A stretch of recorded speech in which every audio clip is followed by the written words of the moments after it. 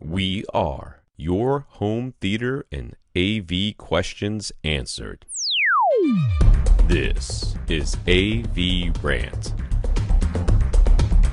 Want your home theater or AV question answered by Tom and Rob? Send it to question@avrant.com. Welcome to another edition of AV Rant. My name is Rob H, and this week I am here with... Joe Klusnick. Yeah, welcome back, Joe. We have our returning guest co-host in Tom's absence. I'll let everybody know, I have no idea where Tom is this week. He didn't tell me. He just like, I'm away this week. I don't know where. It's July. He's on vacation. Yes. Something's going on. We'll maybe hear about it when he's back next week, but who knows? I can't make promises on his behalf. But very happy to have Joe here. I'm going to do a little tease. We're not going to dig into it here at the top of the show. We're going to talk about it at the end of the show, and for however long that goes on, that's what we'll do. But yeah, Joe, why don't you tell us, you visited quite the event, what was it, last week before? About a week and a half ago? 2 weekends ago. 2 weekends ago. I flew out to Kansas City for a very quick weekend at MWAVE 2024. Me and about 500 home theater friends. Yeah. Got to see demos, listen to speakers, took some classes. Yeah, had a really great time. Ate too much barbecue. So that is, yeah, MWAVE, great acronym, because that is actually an acronym, right? It's the Midwest Audio Video Experience. Exactly. Yeah, that's right. It could have been exposition, but it was an experience. So yeah, that's great. We will be talking about that at the end of the show. If you're looking at show notes, there'll be timestamps somewhere in the description there if you want to skip right on ahead to that. But yeah, Joe's going to fill us in. I did not attend. I didn't actually see much of the coverage out of there. I just, not for lack of wanting to, for lack of time to dig into all that. So when Joe let me know when we were just emailing back and forth a little bit to schedule when we were going to record, when Joe let me know that he had attend, I'm like, great, I can get filled in. Everybody else can get filled in if you hadn't heard about it. So that's going to be a lot of fun. Yeah, so let's see. Why don't we do what we normally do? We're going to jump right into what we watched last week. And yeah, we don't always hear about what Joe watched because he's only here once in a while. But we're going to start off. What did you watch last week, Joe? Yeah, so two most recent films, A Quiet Place Day One, okay, which I actually did go to the theater for. There still are functioning theaters out there commercially, and took the whole family. We actually went to one of the dine-in theaters, so okay. Between drinks and dinner and movie tickets on the cheap night, I think we spent $180 for the four of us to go see a movie. Four people, 100. Yeah, all right, yeah, that's about right. But it was it was a fun night out, and the movie got mixed reviews in our family. Okay. My daughter loved it, thought it was a 10 out of 10. She's a big disaster film enthusiast. Okay. My wife hated it, gave it a 0 out of 10. Wow. Kept looking for the stars from the previous films in this one and nowhere to be found. Right, yeah, okay. But she's also not a huge action movie fan. Mm-hmm. So, and I was kind of in the middle. I was a little bit lukewarm on it. I thought it didn't do a great job of expanding on the mythos very much. It was kind of very similar. If you had seen Quiet Place Part 2, the first 10 minutes of that, just imagine that expanded for an hour and a half in New York. Which is probably where they got the idea for the movie itself. Pretty much. Yeah. Now, so that's kind of interesting. So it sounds like this was a little bit more action heavy than the first one wasn't particularly action heavy. A lot more suspense in the first one, right? This one, they within the first act, you had asteroids crashing and alien monsters all over. And, now it did do something interesting in that the main protagonist in the movie was a character who, I don't want to spoil it for anybody who wants to see it, but was in a situation that I haven't seen a lot of other protagonists in, and she was facing a very uncertain future. Mm-hmm. And she kind of had to find her way through that to face the challenge of what she was looking at in the movie. Okay. The cat was very important in the movie, so if you're a cat lover, you'll see a lot of cats. Cats underwater, cats who stay quiet, which are nothing like cats I've had. But, yeah, no kidding. But yeah, the characters were... the main one was well developed. A lot of the others, not so much. Okay. But it was... it was a night out at the movie, so that was good. So the second one, on a technical level, just before we move on to the second movie, on a technical level, I don't know what type of theater that you went to. I would assume at those ticket prices, sounds like it should be something that had Atmos. So this is we went to a place called Studio Movie Grill. If you're familiar with it, it's more of a West Coast thing, I think. But I don't remember seeing Atmos speakers overhead, but audio and video sounded very good in the theater. Okay. Bass was palpable and strong, low frequency. I think that when they do bring this movie to home theater, you will get a very strong immersive experience whenever because they bring it out in. One of the sort of standout features of the first one in particular. The second one, I didn't think was quite as much of a standout, despite it having more action. Not quite as much of a standout Atmos-wise, but but there's things falling and breaking glass and underwater and raining and all kinds of things throughout the film. So there's plenty of that. Nice. All right. What was the second one? Second movie watched at home in the home theater, and much like a lot of folks probably. I saw this in the theater, and then I saw it just recently at home again, and that's Mission Impossible: Dead Reckoning Part 1. Okay. Which is a mouthful. But really enjoyed this movie. I'm a big fan of all of the Mission Impossible films. Really strong audio and video experience. I think Tom Cruise is still killing it in that role. Amazing special effects as well as stunts in that film. There's a part very close to the end of the movie where a train is going into a bridge that's about to be exploded. Yep. And you could actually hear the bass moving across as the explosions moved across from pillar to pillar of this bridge as it was being detonated, and felt it in the room very much so. Cool. So, really loved the movie. Thought it was great. Very good. What'd you watch? Just before we say that, I think they said that they're not going to call the next Mission Impossible movie Dead Reckoning Part 2. I think they're going to change it up, which is going to be so weird to still have the Part 1 in Mission Impossible 8.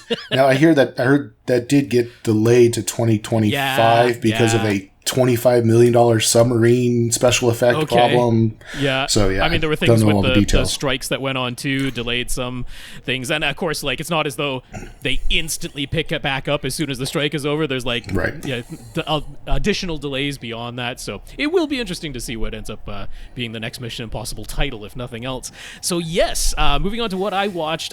So I watched Love Lies Bleeding. A24 film starring Kristen Stewart and Katie O'Brien, who, if you've watched... Now, what was the Star Wars one that had her in it? Obi-Wan Kenobi is where Katie O'Brien showed up. I don't think I've seen Katie O'Brien in a ton of other things. I'm pretty sure somewhere in the back of my head I recall seeing her in one or two other things. But I had no idea that she had that kind of physique going on underneath of the, Imperial uniform she was wearing in Obi-Wan Kenobi.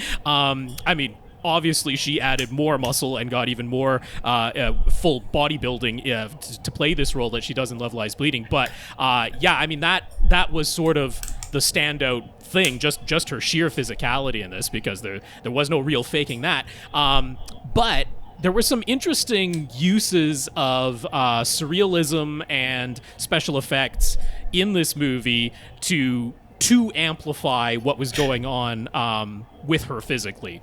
And how would you categorize the movie? I'm not familiar with the title. So this is the thing. The trailers led me to believe that this was more or less a crime drama, with a little bit of romance thrown in there between Kristen Stewart and Katie O'Brien, but that this was largely a crime drama. That's what I went into believing that this movie was about.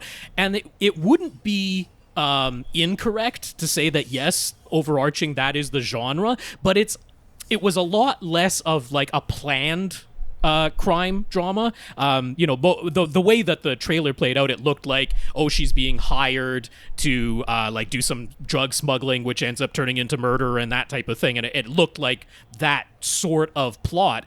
It was much more, everything was happening spur of the moment, improvised based on what was going on, just emotional reactions to things. This wasn't like organized crime in much of any way.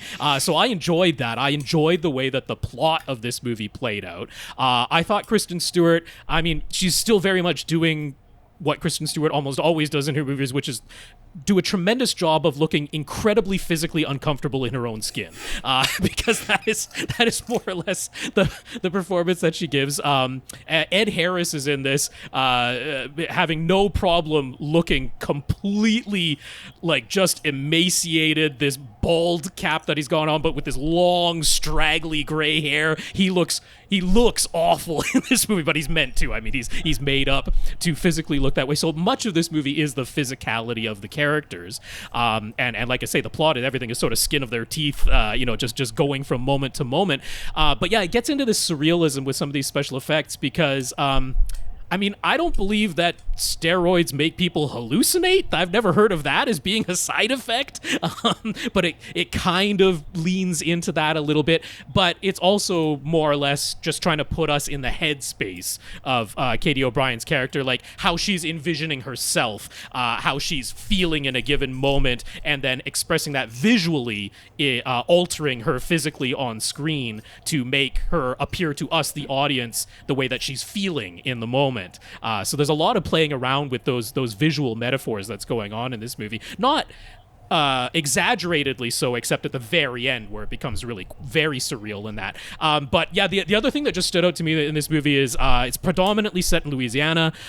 They sort of go on a road trip to Vegas, or at least Katie O'Brien's character does. But everybody in this movie is just glistening in sweat the entire time. It's a little hot as we're recording this, both where Joe is and where I am, and I'm like, yeah, I feel every bit as uncomfortable as everybody in that movie looked. So yeah, I give it a hearty thumbs up. I think it's well worth a watch. I think it does some really interesting things here. A24 just seems to knock it out of the park with everything that they do.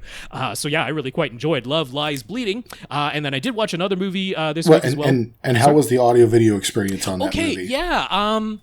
That is an interesting one. I mean, I wouldn't say that much particularly stood out. This isn't one where I would put it on as a demo for the video or for the audio.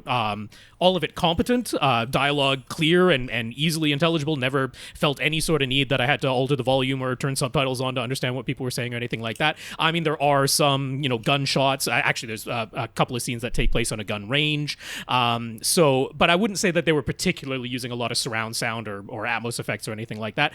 This one, I got it through Apple Movies and didn't have HDR. Didn't have HDR of any kind. It was in standard dynamic range. So yeah, everything competent, everything nicely done. But I wouldn't say it's a standout in any way. I wouldn't be like demoing it for those reasons. So yeah. Second movie I watched was A Haunting in Venice. So this is the third of the Kenneth Branagh translating Agatha Christie. So Murder on the Orient Express, and then A Death on the Nile, and now this A Haunting in Venice, which I believe was one of Agatha Christie's Poirot short stories. Okay. If I'm wrong about that, I would be surprised because this movie definitely feels like an adaptation of a short story, not a full novel. This is very, very contained. It all takes place inside of one building. There are a very small for a whodunit cast of characters, with the obvious thing that somebody in this house had to have committed the murder that takes place, and there's barely anyone to be a red herring. There's maybe 3 people who could have plausibly done it. So, sorry, it looks like you wanted to ask something there? Well, and this one looked to see more of a supernatural seance, kind of almost like a Halloween vibe to it. Actually, this was the Agatha Christie story that it was based on was actually called The Halloween Party. Taking place on Halloween night. Yes, there is a seance, but Poirot himself is, I wouldn't just say a skeptic, like he is just an objectivist. He does not believe whatsoever in anything potentially being supernatural. And there is an effort by his friend and author, played by Tina Fey in the movie, to sort of try and nudge him towards maybe believing there's something, outside of what he can observe and deduce. But Poirot in this movie, whether it's completely accurate to the Agatha Christie story or not, I mean, he doesn't budge for a moment. So much of this movie, I just kind of felt like it was fairly by the numbers. This is an older story that has been adapted or had homages made to it many, many, many times through all the TV mysteries and everything that we've had so far. So the reveal of the killer in this case is not very surprising at all, not to the fault of the original story that Agatha Christie wrote, which predates a lot of the similar twists that we've seen in things since. So it's a bit unfortunate because, if anything, I don't know for sure, not having actually read the Agatha Christie version myself, but it felt, watching this, that Kenneth Branagh had stayed really quite faithful and quite true to the original story, because I wasn't seeing any twists that felt like it was something novel and new that had been added or altered. It really felt, quite by the numbers. So I can't say I was over the moon about this, but I mean, all of the performances in this, Michelle Yeoh is in this as well, and she's so actually a little bit surprisingly the one who gets to chew the scenery a little bit, which I think she had a lot of fun with. You could sort of tell, just as an actor, she was enjoying her time playing her role there. But yeah, the thing that stood out to me visually the most in this movie is Kenneth Branagh, because he directed this as well as starring in it. He loves his Dutch angles. My goodness, does this man love to put the camera on an angle and shoot the scene that way, because that was used a lot. It sounds like this one took much more place indoors.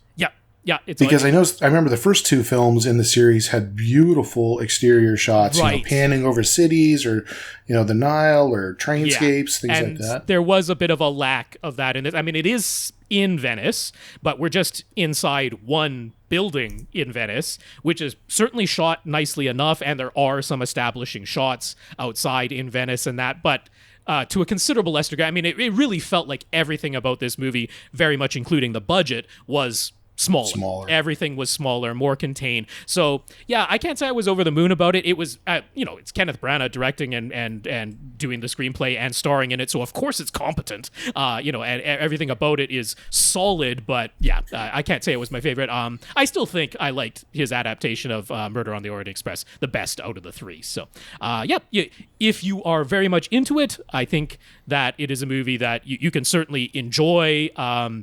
As a by the numbers murder mystery, but I wouldn't necessarily expect too much more from it than that.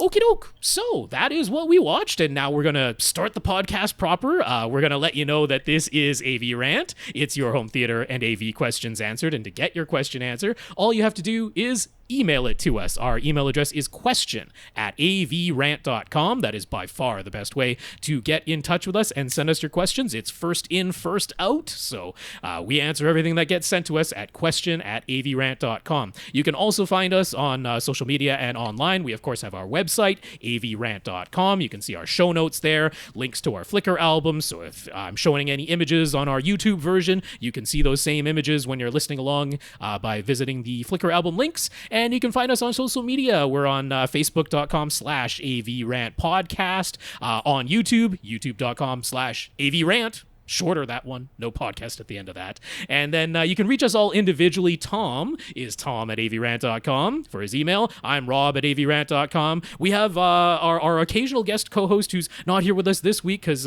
we wanted to talk to Joe and we wanted to spread the love around a little bit, but that is Lee Overstreet, who's at lee@avrant.com. And how can folks find you, Joe, if they want to get in touch with you? You can find me on AVS forums, probably the easiest way, and it's JSKMDWK. So find me there. If you had trouble remembering that, come to the YouTube version of this video. It's in the lower third, and you can look up that jumble of letters and be like, that's how I find Joe. We've got X handles, social media handles. I'm at First Reflect, and Joe is at Joe Klusnick. So that could be another way to get in touch with us. Okay, so let's see. I'm not used to being the host. I haven't done it in a while, but I'm pretty sure we do Listeners of the Week next, because Listeners of the Week are folks who have supported this podcast in some way.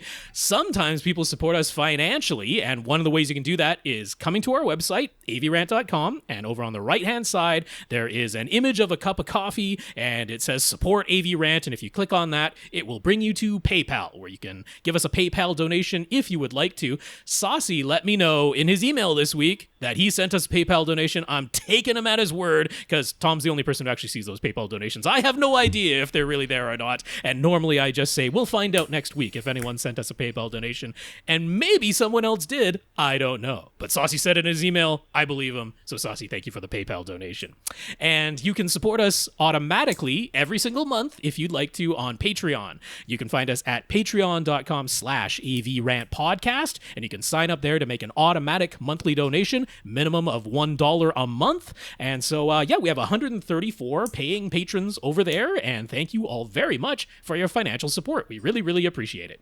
And lastly, sometimes people just send us notes of gratitude for keeping the podcast going through a heat wave this time. That's what we'll say. That's what might keep us away. I don't know. My computer might shut down. I don't have the window open right now because I don't want the noise coming in or going out. So, some folks send us notes of gratitude this week. Those would be Sasi, Gurinder, who added a note that, so this is me. I don't remember Tom making a comment about rich people not having money lost behind their couches, but Gurinder heard Tom say something along those lines, and he's like, yeah, sure they do, in the form of surround back speakers. They could sell those.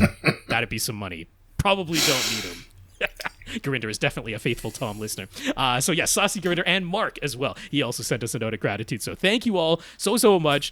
We really do appreciate those notes of gratitude and encouragement. And a big, big thank you to everybody who continues to listen and send in your questions. And with that, we're going to get into the news section now. Joe, why don't you go ahead and start us off with this first news story? Paramount Global has been looking for a buyer and been linked to many merger and acquisition rumors for many months now. At different times, Warner Brothers, Discovery, Sony Pictures, and Apollo Management were all supposedly close to buying or merging with Paramount. But now an agreement has been reached, and assuming regulatory approval is granted, Paramount Global will merge with Skydance Media to form new Paramount, with Skydance investing $8 billion and Skydance founder David Ellison taking over as chairman and CEO, and the Redstone family, led by current Paramount chair Sherry Redstone, exiting the business. Mm-hmm. David Ellison and Skydance have started out by saying their approach will be creative first, and they intend to rebuild Paramount Plus to increase engagement, time, and reduce churn. But they also claim to have immediately identified $2 billion in, quote, cost efficiencies, say they want to transition to more cloud-based production and use generative AI more heavily to boost efficiency, and turn new Paramount into a, quote, tech hybrid after witnessing the success of powerful technology companies moving into the media space, end quote. Yeah. So some of that gives me a little pause. Some of that gives me a lot of AI there. And that's a little hesitation. What are cloud-based productions? What is that? Computers making movies for you? But the generative AI part of it would be, but what is a cloud-based production? I don't quite understand what that is. And their approach is going to be creative first? That's what they say. Yeah, I don't know. I know, yeah. Unlike, when Sony Pictures Experiences purchased the Alamo Drafthouse Theaters, I mean, very different thing going on there, right. But that was, another recent purchase in the movie industry.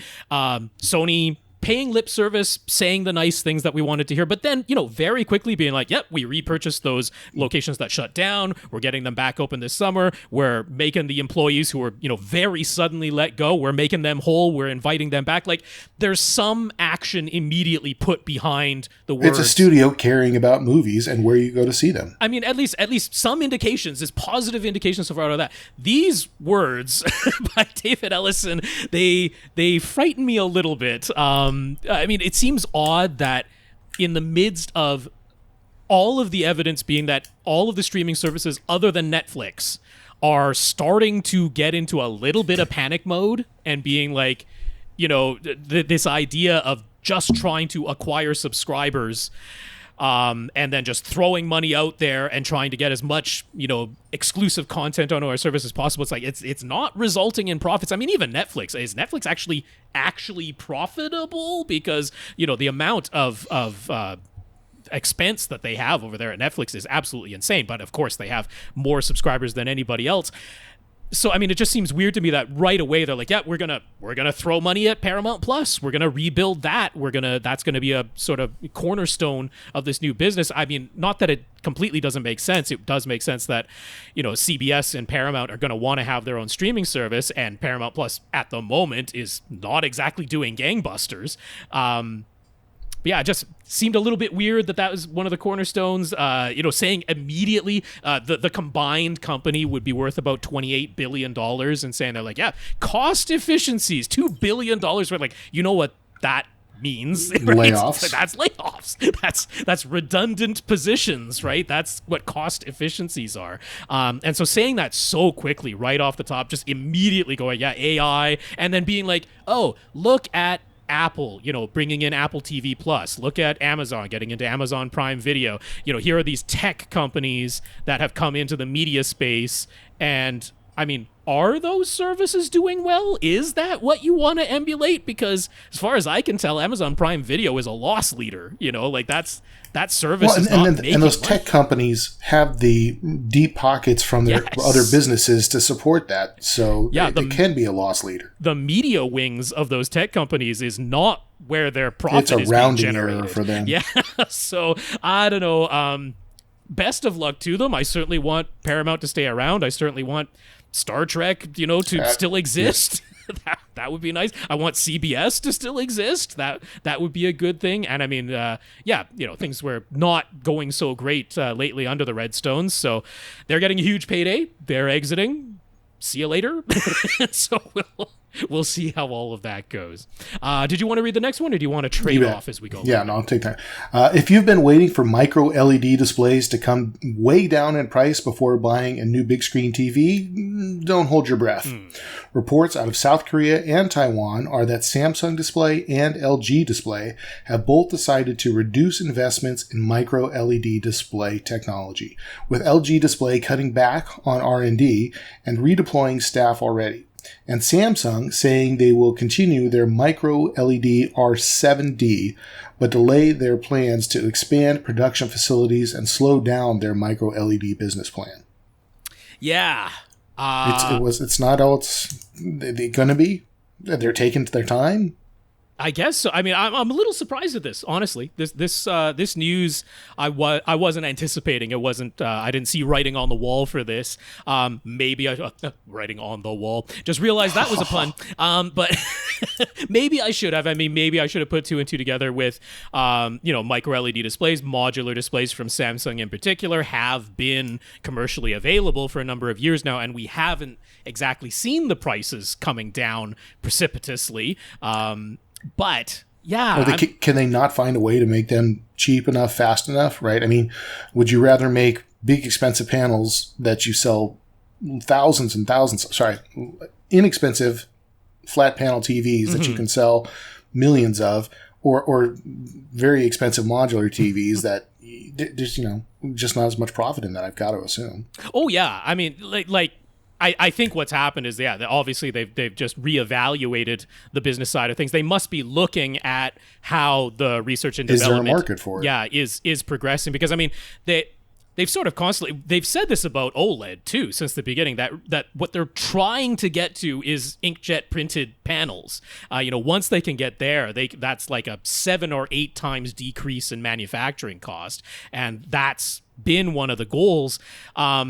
That seems to have really hit a stumbling block when it comes to micro LED in particular. It seems that they have to be manufactured in these, at this point, wafer processes, but still pick and place, still literally a robotic arm picking up and placing each pixel. Originally micro LED at a time, which is when they were, $500,000 for a panel. Now they're down to, $100,000 for a panel because they managed to assemble wafers, little chips of micro LEDs, but then picking and placing the wafers at a time, which brought the cost down by about 5 times, but nowhere near, $100,000 for a 110-inch display is just not, consumer friendly for the mass market. So the thing was, is that, like, seeing TCL, is forging ahead with micro LED. I just thought that particularly the modular idea makes so much sense to me that I wasn't expecting this. I didn't see this coming. That the two biggest South Korean companies behind this are gonna be taking a step back. We haven't heard much from Sony, right, and their crystal LED display. We've seen that at trade shows for a number of years, but that seems to have taken a step back too, just anecdotally. They didn't announce anything officially, but seems to not show up at those trade shows so much anymore. So yeah. interesting that technology, the one that seems the most promising for actually getting to that inkjet printed manufacturing process is quantum dots. So it's the combination of getting the electroluminescent quantum dots with the inkjet printed quantum dot, panels, because then all you have to have is like a TFT backplane. We know how to make TFT backplanes. We've been making LCDs long enough, and that can just directly electrically stimulate red, green, and blue quantum dots that can be inkjet printed on top of that TFT. So, I mean, that's where Sharp Display is putting everything, and TCL on their electroluminescent quantum dots. So, yeah, we'll see. That might be the one that comes along and actually replaces OLED in the market, because we were all thinking microLED was going to be it, but seems not. Yeah, don't hold your breath. So that just brings up a question, though. Do you see if you have a problem with a sub panel, you just replace it and throw it away and put a new one in that spot? Because it doesn't sound like that sometimes could be able to be repaired. Like one of the modules? Yeah. Oh yeah, I mean, I would imagine that's the way it's working commercially right now, right? If you do have one of the Onyx displays in one of the theaters, one of the Samsung Onyx displays are known as the wall, or the commercial version that they use for signage at big shows and that. Yeah, I mean, if a panel goes down, and they've shown that, right? They've seen sometimes intentionally where they do that. They have a single module in the midst of this enormous panel that just goes black or starts showing weird colors. They do just it's almost like a suction cup type of system that they have that goes on there, pulls it out of there, and they stick a new one in there. So I don't know repairability wise, but certainly in the field or in your home, it would just be a replacement of a module. It wouldn't be a something that you send out, have it repaired, and get the same one back. I don't think would be the way it would go. Okay. Next news story. Via Carl, people are using the latest macOS beta called Sequoia, spotted a new audio output labeled HDMI Passthrough that wasn't present on Mac computers in previous OS versions. By selecting Prefer HDMI Passthrough, it says it will, quote, play supported audio in Dolby Atmos and other Dolby audio formats using HDMI Passthrough when connected to a supported device. So far, it functions with the Apple TV app, Apple Music, and QuickTime Player. But this isn't necessarily an indication of the sort of bitstream audio output support that Mac Mini and Apple TV hardware users have been hoping for. Beta testing shows Dolby Digital Plus bitstreams, with or without Atmos, being output. No lossless Dolby True HD bitstreams, and of course, it currently only functions with Apple's own apps, not third-party apps like Plex or Infuse. Not yet, at least. Yeah, so some people I saw got quite excited. Like just the idea that an Apple product and the words HDMI pass-through actually existed in the same sentence, because the way the Apple TV hardware works is, even though, yeah, you can get a Dolby Atmos signal out of the Apple TV hardware from any of the streaming services. First, it's coming from the streaming services, so that is the lossy Dolby Digital Plus version of Atmos, but it isn't a bitstream that comes out of an Apple TV hardware device, the streaming box. What comes out is a PCM signal. A 2-channel PCM signal at that, but it's what they call the Dolby MAT format, the metadata. Oh, I always forget what the AT stands for. No, it's just metadata audio transmission, right? So that is a uncompressed, non-encoded 2-channel PCM signal that has the metadata added on top of it that, as long as your AV receiver or soundbar has the correct decoder, is able to reassemble that into a immersive audio multi-channel Dolby Atmos mix. But it isn't, if you check the incoming signal information on your AV receiver, if it has that overlay display, it won't say Dolby Digital Plus Atmos like a lot of other streaming devices will show you. It is not HDMI pass-through. The Apple TV box is decoding the incoming stream and then repackaging it in PCM, uncompressed PCM audio plus metadata to send that out to your AV receiver or soundbar. So same thing has been the case on Mac computers. There has been no bitstream HDMI pass-through where it just leaves whatever the bit stream from the streaming source or the backup of a disc that you're playing back or anything like that, where it just sends the audio through untouched. It is always done decoding inside of the computer or inside of the Apple TV box, and then typically added any sort of like menu sounds or click sounds or anything like that, and then repackaged it all into whatever format they've chosen for output. So just seeing HDMI pass-through, those very words, had people excited, because if you've been using Mac Mini as a Plex playback device, or if you've been using an Apple TV streaming box as a Plex playback device, until now you have not been able to get from like disc backups a Dolby True HD bitstream, with the Atmos extension on that, or a DTS HD Master Audio bitstream with the DTS-X extension on that. Out of an Apple TV device or out of a Mac Mini, you've been able to get 7.1 lossless audio from apps like Infuse that are able to do that, but they haven't been able to put the Atmos extension on it or put the DTS-X extension on it, and people have been waiting for just regular bitstream pass-through. Hey, Apple device, don't touch the audio, just send it on to me. I'm not 100% convinced this is actually pass-through.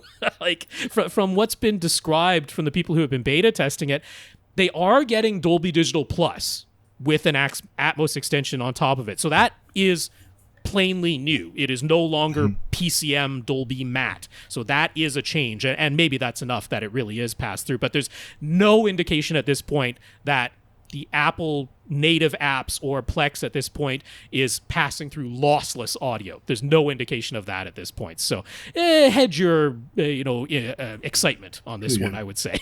Contain your enthusiasm for now. Yeah.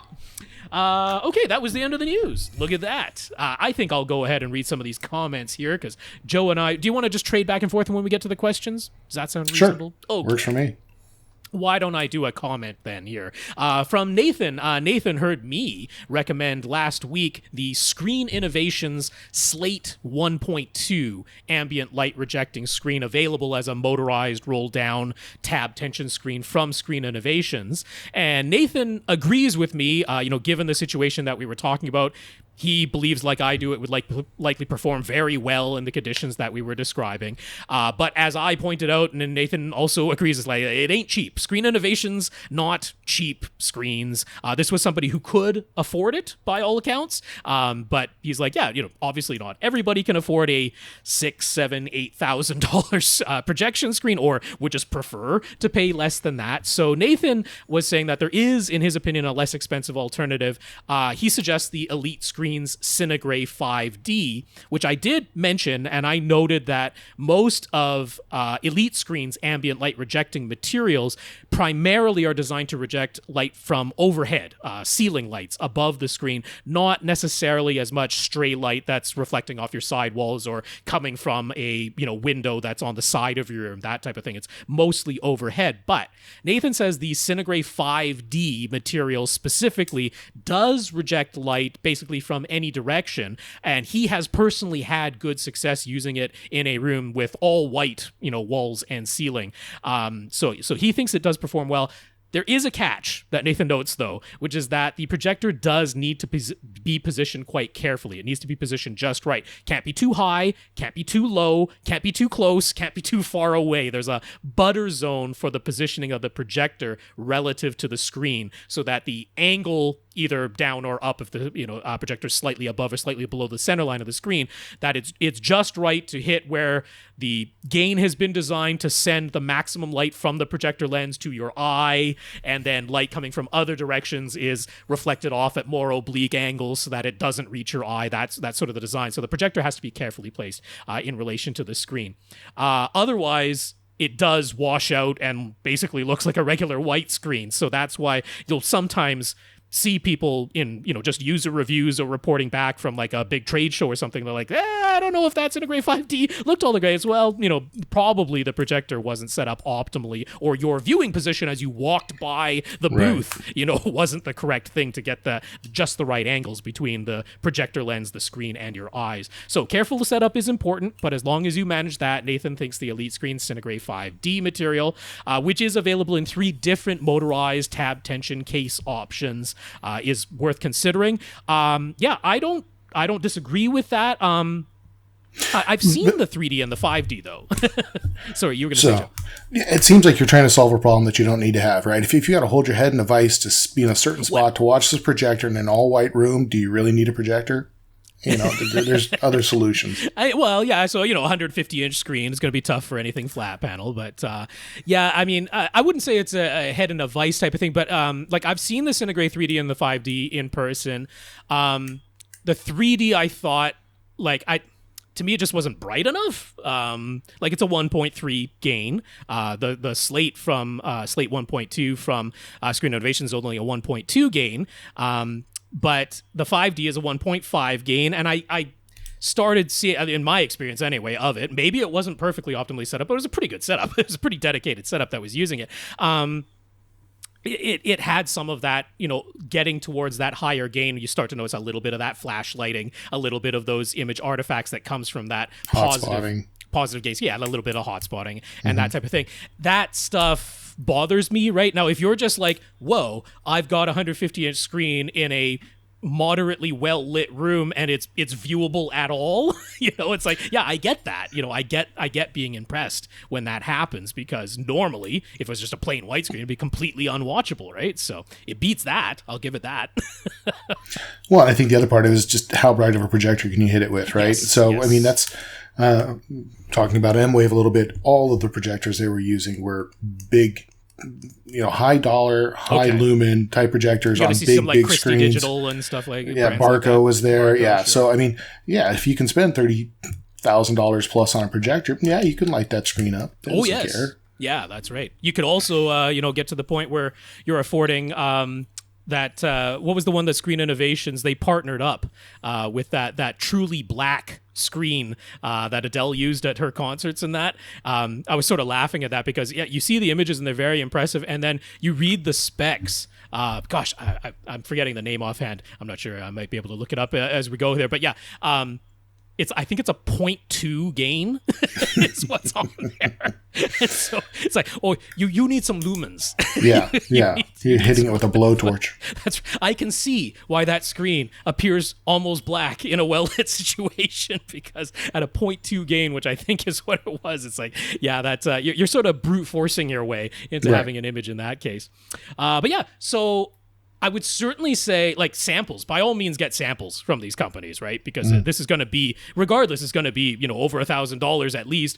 So it's well worth your while to reach out, get samples if you can, do that much. But with the ambient light rejecting materials, it's always a little bit tough to test them in the small sample sizes. And make sure that they are labeled top, bottom, right? Because depending on where you put them is going to impact how that's going to work. So. Very much so, yeah. And then, because many of them do require correct angle setups or relative angles between lens, screen material, and your eyes, when you are just working with a 8.5 by 11 sized sample, getting that just right can be a bit of a challenging. It can sometimes lead you to, not the correct conclusion if all you're basing it on is that small sample size. But regardless, I think that's worth your while, because you might put the Cinegrey 5D right next to a sample of the Screen Innovations Slate 1.2, and you're going to look at that and go, I can instantly see a little bit of that hot spotting, and I eliminate one, and now I know. Or contrast, you're going to say, that actually looks brighter, I don't mind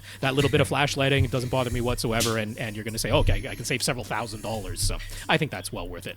Next comment here was from Sasi. First, he knows that our AVRant.com website has a search box on it. It does. But honestly, it doesn't work as effectively as simply going to regular old Google, entering his desired search terms, and adding, after that, site:/avrant.com, so that is the only place where Google searches. And thanks to our thorough show notes, I put those together, by the way, doing that has become his default search method for anything home theater related. Thank you very much. So just recently, he was able to find our previous recommendation for the JDS Labs Atom Amp Plus. That's a headphone amplifier. So he used that Google search method. Hadn't noticed it before on our podcast, but there it was. And his a friend of his was asking what he should get as a headphone amplifier. Got that one on our recommendation and loves it. So hooray! That all worked out. Yeah. So wait, Sasi's saying that a $1 billion company's search engine is better than the free plugin on a website? Yeah. Okay. Although, no, I mean, I'm a little surprised these days, because why didn't AI just give you the answer? That's right. It knows everything. Yeah, sure does. So, that wasn't the only comment Sasi had. Second, he had a few ambitious ideas in mind for the subwoofer selector spreadsheet tool that he created, and we talked about it a couple times on this podcast. Tom and I gave us some feedback to him, and he put those into effect in that spreadsheet tool. We'll have the link for that spreadsheet tool once again. He's up to version 3, so we'll have the link in the show notes of this episode. But free time for Sasi is scarce at the moment, and he didn't really hear a lot of feedback from other AVRant listeners, so he figures he'll leave it where it is now at version 3, but he wanted to let anybody who is interested in that spreadsheet tool, he wanted to let them know he is totally fine with sharing it, giving it away for free. If anyone wants to take the work that he's already done so far and run with it on their own, he is like, you have my permission. You're completely free to do so. He is not going to be claiming exclusive ownership and going after anybody in any way. So if anybody's hearing that, you have the link. If you're like, hey, that's a pretty cool spreadsheet tool, I'd like to do something fancy with that, Sasi gives you his blessing. By all means. And I got to admire the passion that it takes to sit down and do that. That's a lot of back end work. It sure is. Yeah, it's not trivial. That is time. No question about it. So last question from Sasi. He misses our guest interviews that we had on AVRant, from time to time. Not guest co-hosts, which is only when one of us is away, but the actual interview sessions, no question and answer, have people come in from SVS or Todd Welty or Brent Butterworth, folks like that. Sasi just any chance we'll bring them back. You mentioned, Sasi, yourself not having free time, and I think you can commiserate with Tom and myself now. Yeah, just getting our normal 2+ hour AVRant episodes out every week is there's some effort that goes behind that. We would like to do interviews. It's not that we don't want to do them. Sorry, Joe, you gonna say? And listeners, let us know who you want to hear from or talk to.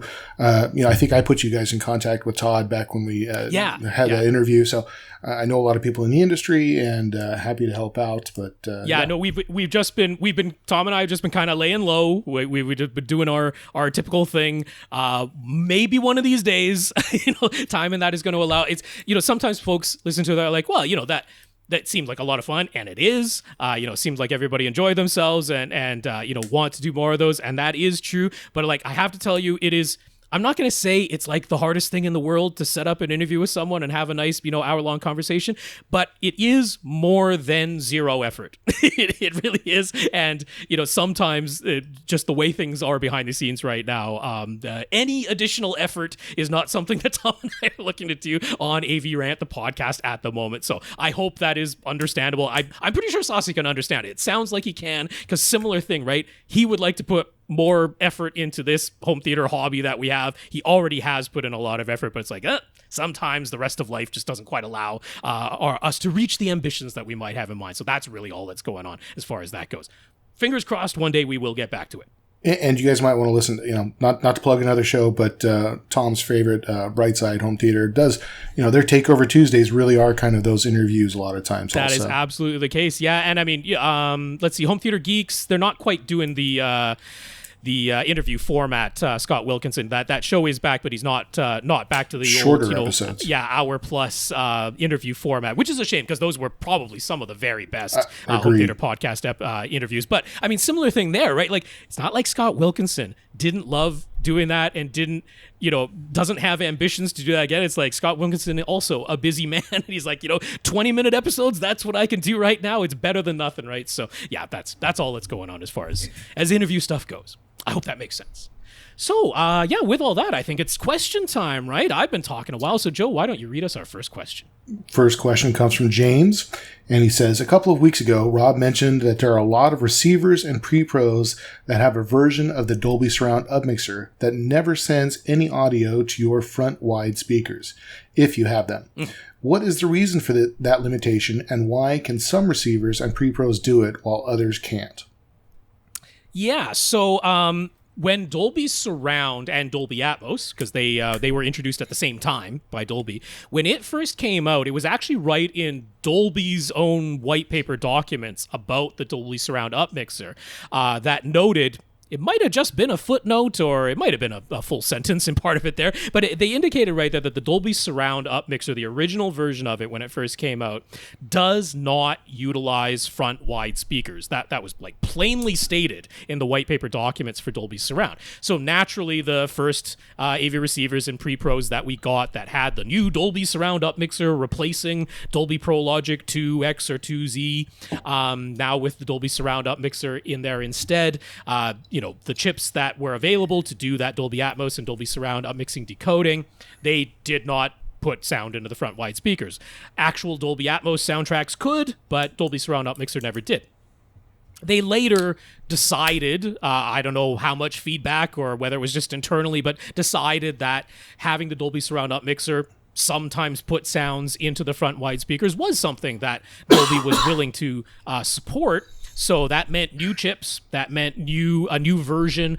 There wasn't like a firmware update that ever added it. If you ever had an AV receiver or pre-pro that version of the Dolby Surround Up Mixer that it had never utilized front wides, there was no updating it so that it would start using front wides. It was totally new AV receiver and pre-pro models with new Dolby decoding chips, the actual hardware chips inside that included the algorithmic programming to start putting sounds into the front wide speakers when you're using the Dolby Surround Up Mixer.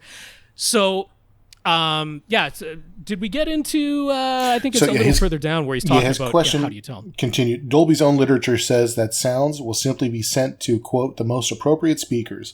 So why would front wide speakers not be utilized if they are present? Yeah, talked about that already. Yeah, so it really was. It was a decision early on by Dolby. I've never heard completely the thinking behind initially saying Dolby Surround Up Mixer is never going to use front wides, and then reversing that decision and saying, okay, now you can. But the thing is, both types of chips exist out there. So for AV receiver manufacturers, for pre-pro manufacturers, they can choose which version that they want to get. Yeah. And I remember on a previous episode of this show, you and I discussed in email questions when I was as a listener. My own Marantz 8805 saw a update that did put more sound and allow cross mixing between the different platforms. Yes, and that's when I started seeing more stuff in the wides. Yeah, applying a Dolby Surround Up Mixer to a DTS signal, or applying a DTS Neural X Up Mixer to a Dolby signal, because that wasn't allowed in some AV receivers. Yeah, there was like 2 years, because it was allowed for ages, and then they like took it away for like 2-3 years, and then it came back, and that one they were able to update, but the front wide utilization was not something they were able to firmware update. So it basically comes down to the manufacturers choosing which chip version of their Dolby Atmos decoder and Dolby Surround Up Mixer that they go with. And yeah, that's why some models can do it and some others can't. It including like within a brand, not even necessarily from model year to model year. They might have, a 13 channel receiver that doesn't ever use the front wides, and then they'll have a 15 channel pre-pro that does, same brand, same year. So there's weird things that can happen like that. So his question continues. We've also talked about how a lot of actual Dolby Atmos soundtracks never utilize the front wide speakers at all. But wasn't the whole point of object-based audio to get away from assigning sounds to specific speakers? Why would front wide speakers need to be specifically targeted in the mix in order for them to be utilized? Yeah. Did you want to weigh in on this one? Because I know you've experimented with some of this. Yeah. So, and that's really, I think, up to the audio mixer, right? So if a mixer is using Dolby Atmos software to its fullest capability and trying to move a sound around, as opposed to using bed channels and bed layer, as fixed objects and not moving them, that if they're mixing the old-fashioned way of just turning levels up and down, they may just skip over that. So that they may never put audio signal into those front wides as a dedicated location. Yeah, it's I think part of the confusion is that we hear about Dolby Atmos, and this goes for DTS-X as well, hear about them being object-based audio formats, but they are actually hybrid audio formats. Dolby Atmos and DTS-X still utilize channels and then also have objects in addition to those channels. So, I mean, the other thing is sometimes we'll talk about this bed layer, and sometimes that phrasing gets conflated with the speaker locations, because the bed layer refers to the channel-based part of the signal, which in the case of Dolby Atmos is typically 9.1 channels. So it's our traditional 7 and this is what the part where we get into, bed sounding like it's low, but that's not actually what we're talking about. It's these 7 ear level speakers, right? Our front left, front right, center, surround left, surround right, surround back left, surround back right. Those 7 ear level speakers, and then 2 fixed position overhead channels. So it's like this 9.1 channel, and all of that is referred to as the bed layer within a Dolby Atmos signal. Then you can have audio objects, which are, individual sounds or a collection of sounds that don't have a channel associated with them. They are not fixed to one of those 9 specific speakers. They exist as a sound in the mix that then has 3-dimensional coordinates assigned to it. And that's where your Dolby Atmos renderer comes in and says, okay, here's the XYZ coordinates, and here's also an indication of, is this a broad, wide sound or a small little pinpoint sound? Is this object moving? Are its coordinates changing in time? Is the size of the object expanding or contracting in time? And based on all of that metadata, saying, okay, well, out of the speakers that you've told me that you have in your speaker setup in this AV receiver or pre-pro, which one should I utilize, the Dolby Atmos renderer, which of your speakers should I utilize to best approximate this coordinate data and this object size data? How do I, best utilize what you've told me you have to make that sound come from that location? So it is a hybrid system. It's not an object-based audio system only. It's objects and channels. So we find mixes where the only objects in the entire Dolby Atmos signal are like 4 fixed coordinate positions that never move and correlate very nicely to the top front and top rear locations in a Dolby Atmos diagram. And it's like, for all intents and purposes, those might as well be 4 more channels, right? Because their coordinate data is never being changed by the mixer. And so we have our bed layer. We have like 7 channels that are being used. Maybe they don't use the 2 overhead channels because they're using these 4 essentially fixed object positions. And you'll notice none of those sounds are ever going to go where front wide speakers are, right? You're going to have the channels in your floor level speakers, your ear level speakers, and then you're going to have overhead objects, but none of those are front wide speakers. And since we have no front wide channels in a Dolby Atmos signal, the only time a sound is ever going to come from a front wide speaker in a Dolby Atmos sound mix is when an audio mixer has utilized objects with that 3-dimensional coordinate data attached to them, positioned those audio objects in the ear level speaker realm, not the overhead realm. They put it in that sort of lower floor level area, and then moved them or fixed them in a coordinate location that correlates to where front wide speakers are. That's the only time a sound in an actual Dolby Atmos mix is going to come out of a front wide speaker. And many, many mixers are just not doing that. A lot of mixers, it's not that they can't. the option is there for them to do it, but a lot of mixers are predominantly just sticking with channels for the ear level speakers and really only using objects to move sounds overhead. And rarely utilizing objects in the ear level layer because they're just so used to using channel-based mixes for that they just sort of fall back to that. So there are some where they're like, hey, we got a whole bunch of objects here. I don't think I've come across any Dolby Atmos mixes though that do not use channels at all, which is a possibility. You could have every single sound in a Dolby Atmos sound mix be an object and not use channels at all. It's theoretically possible to do that, but I don't think I've ever seen any mix actually do things that way. They still like to use channels and predominantly for the ear level speakers. Okay, third part of the question. How would a potential customer know ahead of time which version of the Dolby Surround upmixer they're getting? He's never seen, quote, front wide supported or front wides not supported on any receiver spec sheet. Yeah, I haven't seen it on the cut sheet, on the marketing thing. So I will say Denon and Marantz have certainly been the clearest about this. At least there is a pretty cut and dry indication right in their AV receiver and pre-pro manuals that does this. The thing is, it's in the appendix. it's at the end of those manuals.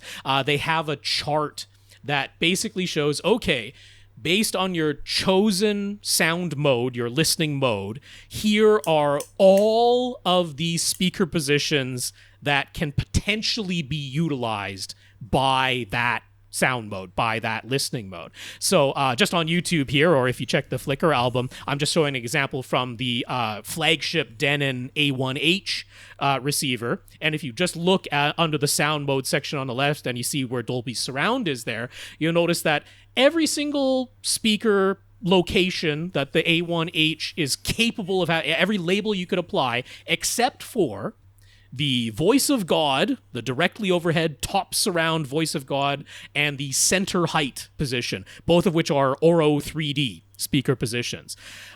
Those two positions, the Dolby Surround Up Mixer, if you've got a voice of God speaker straight above you, if you have a center height speaker and you've labeled them as such in the A1H, and then you apply a Dolby Surround Up Mixer to a signal, no sound will ever come out of that voice of God speaker or that center height speaker when using the Dolby Surround Up Mixer. But every other speaker location, every other speaker label, including front wides, can be utilized by the Dolby Surround Up Mixer in the Denon A1H. You go down a little ways and see the DTS Neural X Up Mixer as the sound mode, and it can utilize every single speaker label that the A1H can apply, including the Voice of God top surround and including the center height speaker. So in the case of the A1H, the DTS Neural X Up Mixer is capable of using absolutely any speaker label that you might do. But if we switch over to one that Joe is familiar with, the Denon X8500H, the former flagship AV receiver, although I guess there was the A100, right? That was there for a little while. But yeah, the X8500H, same chart, still in the appendix at the very end of the Denon manual. But here, the Dolby Surround Up Mixer looks the same, except, oops, the front wides are missing a little circle there under the Dolby Surround Up Mixer on the X8500H, so it is not going to put sounds there, where, again, the DTS Neural X Up Mixer is capable of putting sounds into any speaker label that you might have. So, you'll find the same thing in the Marantz manuals, because as far as I can tell, written by the same people, they look very, very similar, the Denon and Marantz manuals. So if you, what's the newest Marantz Pre-Pro that's out there right now? AV10. AV10, right? If you looked at that one, it'd be the same as the A1H. You'd see that Dolby Surround Up Mixer can utilize front wides. You go back to what was one of the previous, like 7702, right? 8805 was the direct predecessor, and then 7706 was the lower level. Yeah. So comparable. Some of those might not, the Dolby Surround Up Mixer. You look at that chart, it might not have support for front wides under the Dolby Surround Up Mixer. Now, you are absolutely right, because you go to most other brands and you either have to piece it together, find the one little footnote somewhere in the manual, or there are many times where there really is just nothing in the official literature that lets you know. One example, like the Monoprice HTP1 that I've often recommended, they mention how they have their own Monoprice wide synth matrix processing that you can layer on top of any of the up mixers. So there's a clue, that the up mixer all by itself is not putting any sound into the front wides, but Monoprice they rolled their own wide synthesis matrixing to put sounds into the front wides, but they don't even tell you outright, okay, the original up mixers don't put any sound in the front wides, but why would they have their own Monoprice branded wide synth matrixing, option on there if the originals put it in the front wides? But yeah, companies like Anthem, it's just experience, right? Arcam, another one, just experience.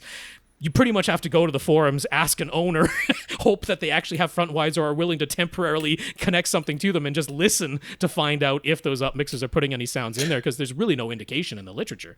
Yeah, and then what about the Onkyos, Sonys, Yamahas out there? So, I mean, Onkyo and their sister companies, Integra and Pioneer, they don't have any. They don't have any current models that use front wides, period. So that's not going to be an issue there. Yamaha, same thing, right? They don't have a 13 or a 15 channel model out there right now. So there's a little bit of a dearth of models that even go beyond 11 channels to begin with. Yeah, so a lot of them is sort of experiential. You just sort of have to ask owners. And so I want to make kind of two comments and a question. One, huge proponent of front wides. I think that, I've heard sounds come from a spot that is triangulated between my left speaker, my left wide, and my left front height. Yeah. That it's right in the middle of all three of those. There's no speaker there, but I can point at where that sound is coming from. And I know that's not possible without that wide speaker being there. Yeah. Also, the transition from screen to side speaker, that's 90 to 110 degrees. That's a pretty big open spot that front wide really does a great job of helping to fill that in and make a much more seamless sound field. Even if you just look at how the way your ears are on your head, right? That's an important place to be hearing from. In back of you, maybe not so much, right? But that's somewhere we can really perceive sound. And otherwise, it's a big jump from left all the way over to left surround. Because if you had it at your front left speaker at 22.5 degrees, right, to left, and then you had your surround speaker at 110 degrees, both of those are within the Dolby spec. Both of those are within the acceptable angle ranges. It's a big 80 big old gap. Yeah. So, you won't get any argument from me. I'm the front wide fan around. Yeah, and I'm right there with you. It's 100% agreement on the show tonight. Have you seen what Trinov does? Where you can actually see where sound is coming from with their visualizer tool, and you can see where the objects are, what speakers should be lighting up. I've only seen it on YouTube or at trade show demos, but it makes me want one. Oh yeah, and I mean that is certainly one of the very best and most easily confirmed ways of being like whatever movie I'm watching. It's like, are they putting any objects into the ear level speakers? Because I mean, a lot of them aren't. Whatever objects are present in this mix, are they moving them, or are they just sort of in static positions? Yeah, that Trinov visualization of the object data is tremendous in that. Yeah. Okay, I will let you take question 2 at an hour into the show. Yeah. You know how it goes around here. Our second question this week comes from Alex. Have either of us, and this will work because Joe, maybe you have. You're the type of person who might have done this. Have either of us tried the Audyssey 1 calibration script? This is like a programming script. It was made by a fellow who goes by the handle Obsessive Compulsive Audiophile on YouTube. He's made it available for free. So, Alex is just asking any reason to avoid giving it a try? Like, could it damage something? Could it possibly be dangerous? Any reason to not give it a try, other than obviously the investment of time? And then, do we have any thoughts about it, positive or negative? I'll just preface this before I let Joe talk about it. This is one of the ones where, I alluded to it without saying it directly, the Audyssey 1 program, largely because, to spoil this part of the answer, I have not utilized it myself. I have not done it for myself, had first-hand experience with it, so I don't feel particularly good about giving a judgment about whether someone should use it or not, that type of thing. I don't think that's really fair, not having utilized it myself, but I have watched, obviously not every single video that Compulsive Audiophile has done, but I have watched a number of his videos. I've watched his explanation of what's going on there, so I think I have a half-decent understanding of the theory that's going on behind it, and then I've seen some people's reactions to it, which I'm going to talk a little bit about, because I think they're quite humorous on forums and that, but let's get the answer from Joe. What have you seen or heard about from the Audyssey 1 calibration script?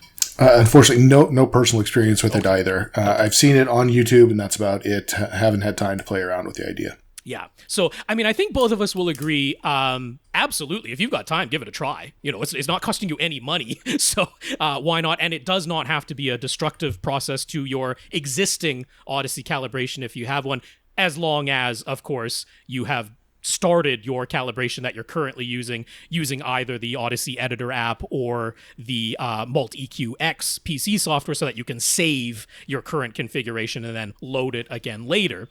Because Audyssey 1, this calibration script, relies on the Audyssey editor app. You have to use the Audyssey editor app to use the Audyssey 1 calibration script. You also have to have Room EQ Wizard, but Room EQ Wizard is also available for free for you to use. So none of this has to cost you money, except for, I guess, if you never got the Audyssey editor app, there's that $20 or $25 outlay for that app. But none of this is financially burdensome in any way. We're not asking you to spend $800 here on a lark to give this thing a try, and it's non-destructive, right? You try it out, you don't like it, you go back to what you had before, as long as you got a save and load option. So there's nothing in here that appears dangerous to me, other than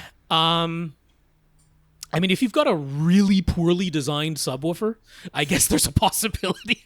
Like if you've got a subwoofer that protects itself in absolutely no way from being overdriven, then I suppose it's possible, because this thing, as you can probably predict, applies a pretty generous bass boost to most calibrations that are going to happen here. So yeah, that could be, I guess, the only potential danger that there might be. If you've got a really poorly designed subwoofer with no protection, it could potentially bottom itself out or overdrive itself due to the bass boost that's being applied. But yeah, Joe, please correct me if your viewing of the videos, if your interpretation of what's been said there disagrees with anything that I'm going to say here as I talk about this. Because this, like I say, this is my secondhand viewing videos, reading what people have said about it, interpretation. Key among all this is Obsessive Compulsive Audiophile has many, many, many previous videos about specific speaker setup, about acoustic treatment in your room, about other parts of the calibration process, your delays, your trim levels, where to decide to set crossover frequencies on the bottom end of speakers. Like, I hesitate to say basic stuff, but things that everyone should do in their speaker setup.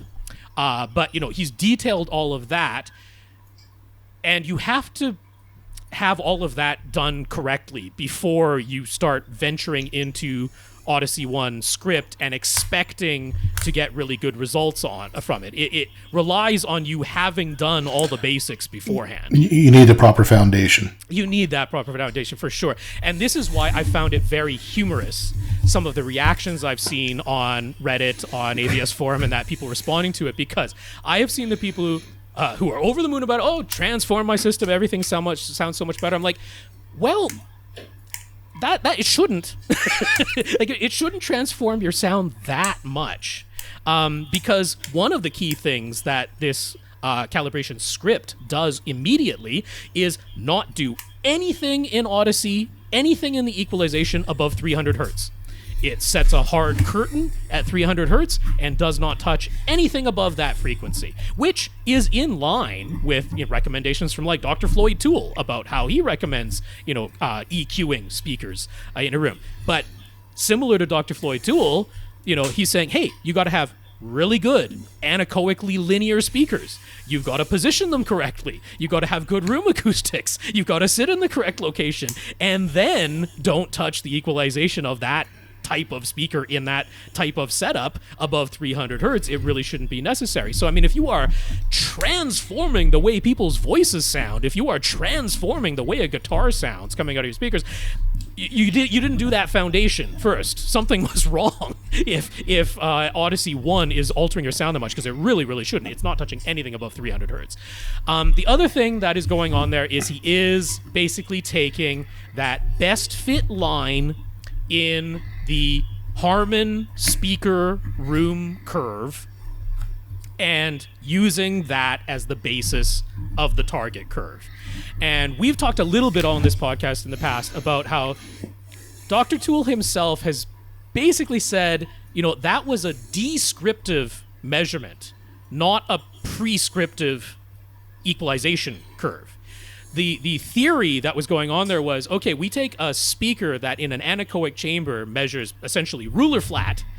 That tells us, okay, hey, whatever sound is coming out of that speaker is true to the signal, it's true to the original sound. This is like taking your original instrument, putting it in that anechoic chamber, and that speaker and that original instrument are going to measure exactly the same. The speaker is doing nothing to change the sound. You bring that original instrument and you bring that very same speaker into any room, and they still measure the same as one another because both of them are outputting the same original sound. And so you bring any speaker into, they always talk about it being like a semi-resonant room because, some acoustic treatment, but not an anechoic chamber.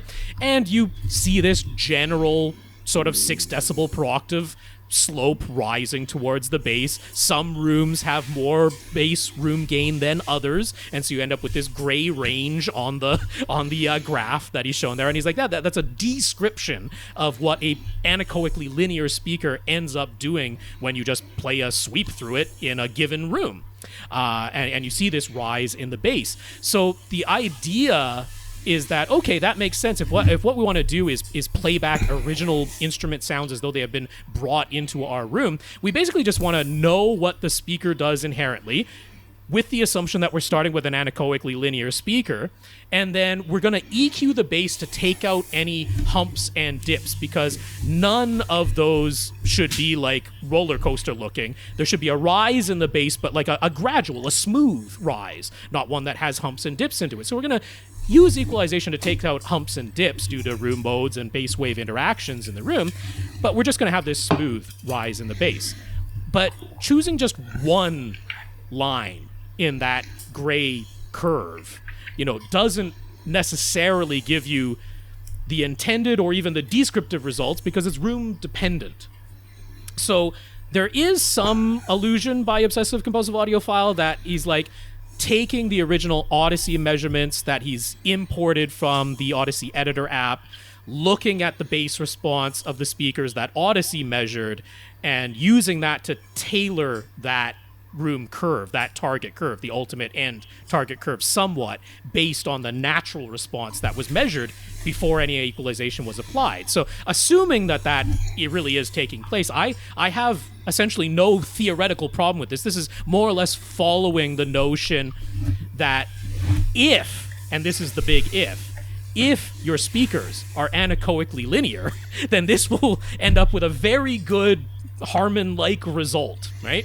All of that sounds good to me, but that's a lot of caveats, right? You got all the fundamentals right, and you're using an anechoically linear speaker.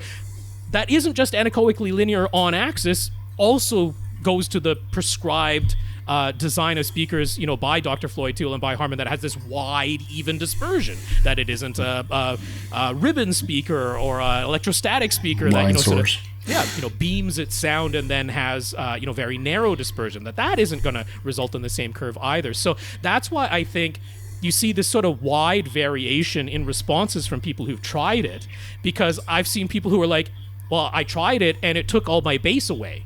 And I'm like, well, that doesn't make sense, because there is very clearly a bass boost in the target curve, in every version of the script at the end of it. But it would make sense if you had already put in an even bigger boost when you started, yourself, or you had just taken the subwoofer trim level and turned that up, maxed 10 decibels, it out.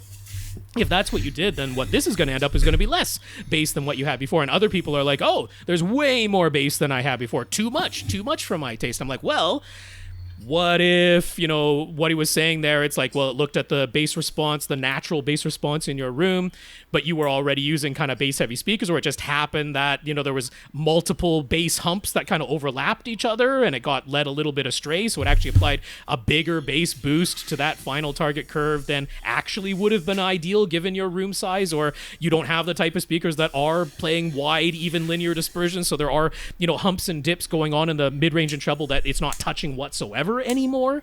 So there's multiple ways why at the end of all this, I don't have any problem with the thing itself, but you almost have to have everything else prior already in place, already in agreement, and then you'll end up with this, very nice following a Harman speaker room target curve.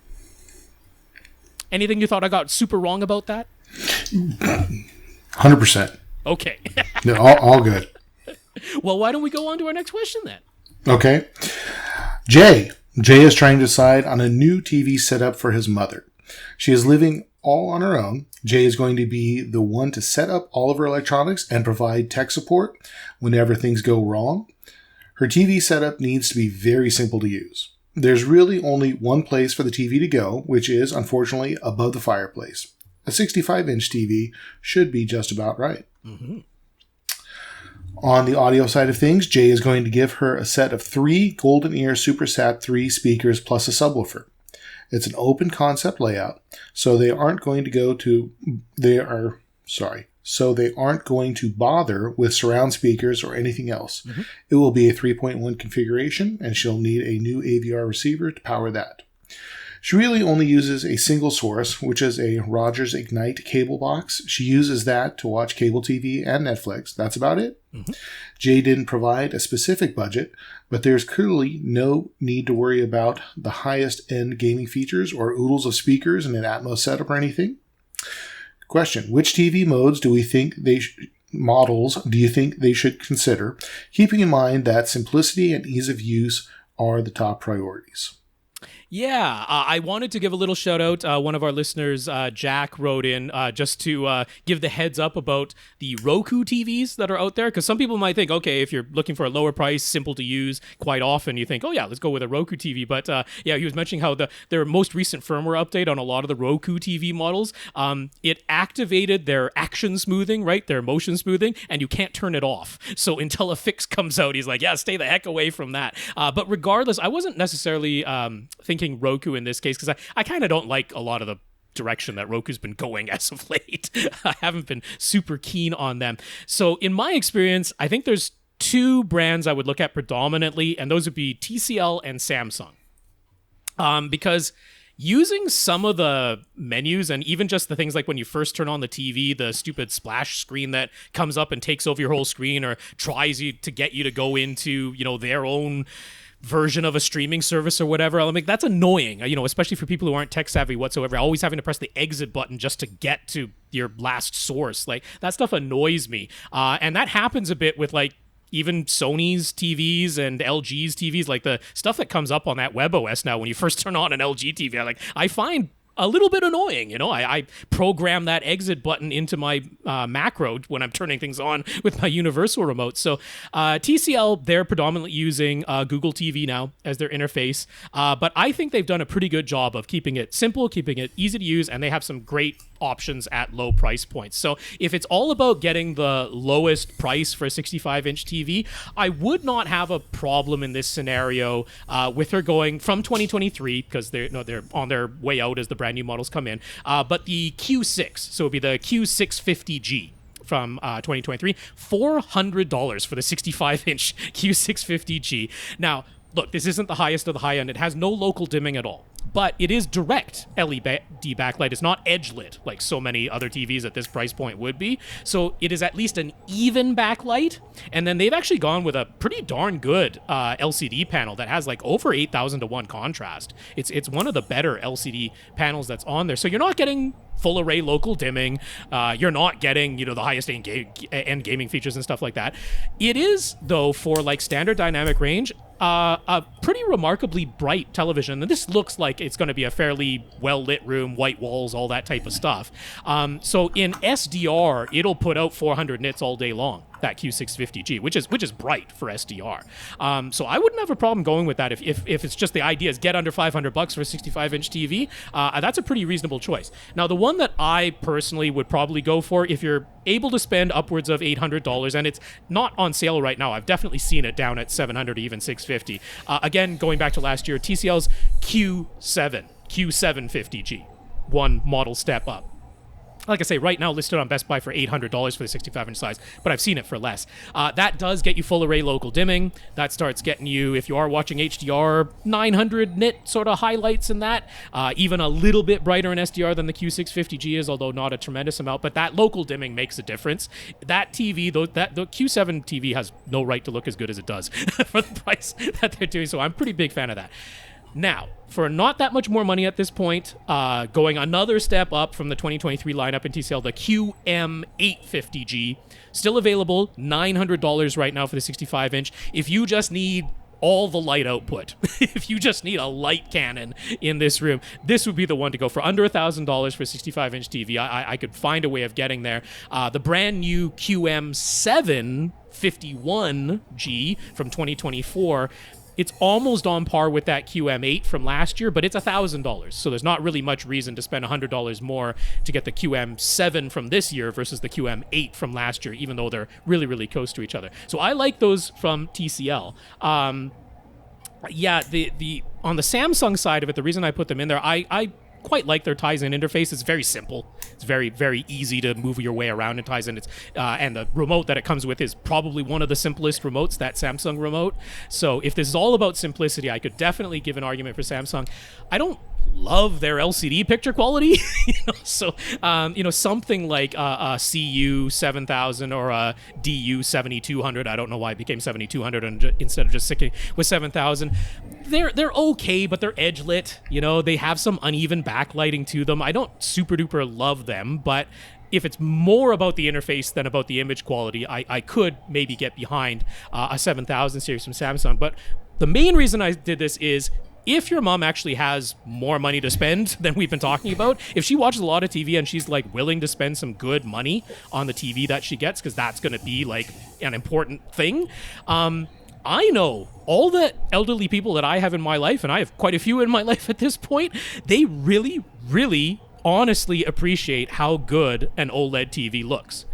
The comments that all of my elderly aunts and uncles, my parents as well, these are all folks who are over 80 or over 90 in the case of some of my aunts and uncles, like, they comment apropos of nothing. I don't bring it up or anything. They see the OLED that I have or the OLED that my parents have, and they're like, that is the most gorgeous TV I've ever seen. And they really, really appreciate it. So the Samsung S90C, that's from last year. That's their Quantum Dot OLED from last year. It's at $1,600 right now.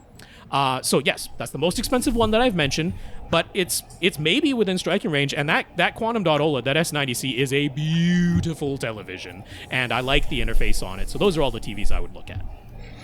So I would make two comments. One, it really kind of depends on what mom likes to watch, right? If she's not, sure. If it's just news programs and soap operas, but she is watching Netflix, it's all coming through a cable box. Don't know how much sports or whatever else she's watching. Yeah. But my strong recommendation, kind of going back to the beginning of your question, is if you're providing all the tech support, I would buy her whichever TV you have at home. Because that way you can sit with her on the phone and go, okay, press up, go left, go right. And you'll know what the menus look like. You'll know what to expect from it. You'll know what's working and what's not. That is a very good point. You run into problems. Yeah, I like so that. Next part of the question, which AV receiver model would we recommend? Jay will handle all of the initial setup. It just needs to power the 3.1 Golden Ear SuperSat setup, provide clear dialogue from those speakers, and be as simple as possible to use. So let's answer first the question as asked, and then I've got some thoughts also. Okay, yeah. So, the advice you just gave, not bad advice, although I'm betting that, who are we talking to here?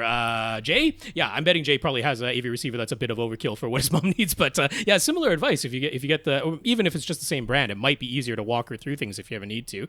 But my thought here was, I would actually recommend to you a Yamaha. I'd recommend the RX V6A, which, channel count-wise, it's 7 channels. It's a bit more than you need. But you can get it from Accessories for Less for $400.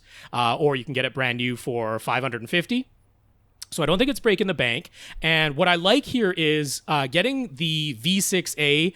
It gets you the YPOW room setup that does have the reflected sound control and the multi-point measurement. So this isn't the single microphone measurement point, and it does take into account reflected sound. So it's the better version of YPOW, because the step-down models are the single point measurement. I don't love that.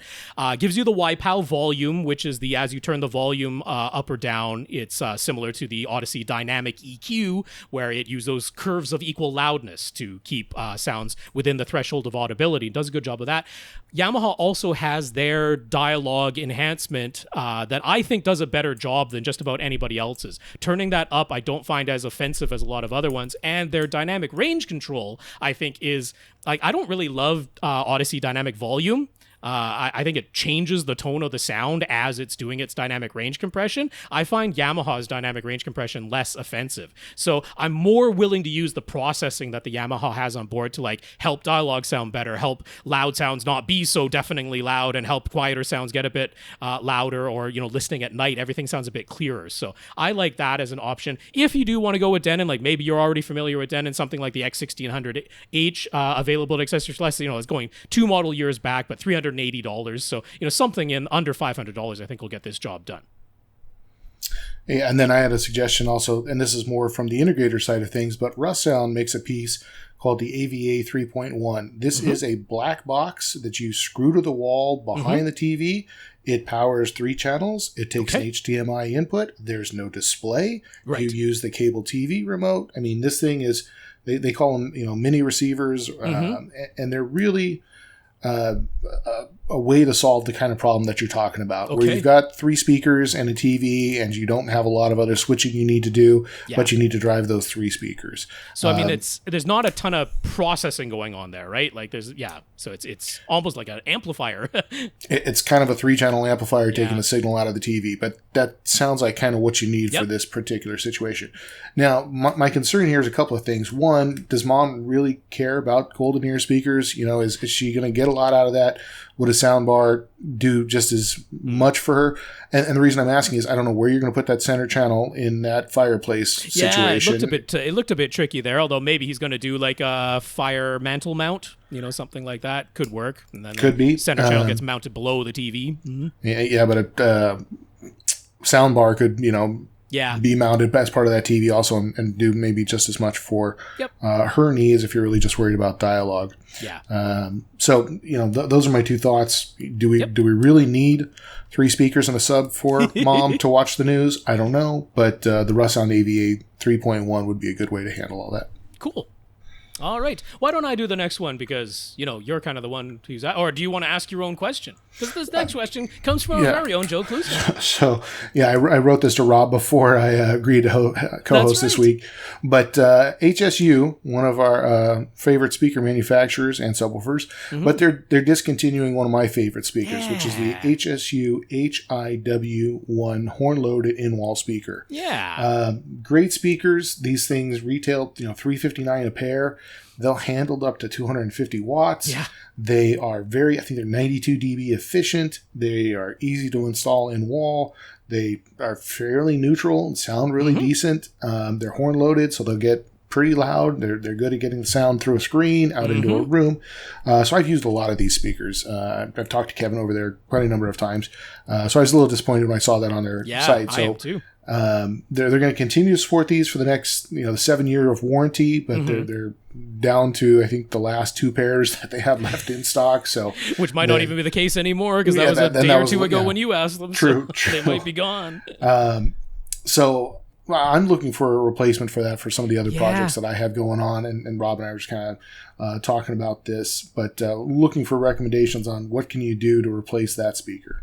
Yeah, so I mean, you yourself told me this information, having talked to HSU directly over the phone. They're like, there's some indication that there might be a new in-wall model from HSU coming at the end of the year, but like there were no other details, right? Like price point or or even if it really will be by the end of the year. I'm like, maybe it's just going to be an in-wall version of the CCB8, which is kind of the only speaker that's still left in their lineup because it looks like the other HB speakers are kind of also going out. It sort of looks that way. They haven't made that official yet, but all indications are that. So we'll have to see. But in the meantime, if you're trying to buy something I was looking around because it's like, so many in-wall speakers are so overpriced if we're coming down to it, right? They're not really worth the price tags that are on there.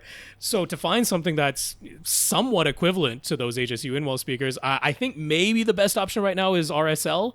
Their W25E speakers. They're going for $199 each, so they're a little bit more expensive than the HSUs, but at least not miles away from that. So not quite as efficient, not quite as much power handling, but they handle larger rooms decently than you might expect from them. They're one that I would consider anyway. I don't know if you have any thoughts on that one. I haven't looked into it that much yet, but it's a possibility. And I agree. Many of the in-wall speakers are really made for the integrators. There's something that they're still a good profit margin in for those integrators. Yes. And so that's the reasons that they are priced the way they are. Yeah.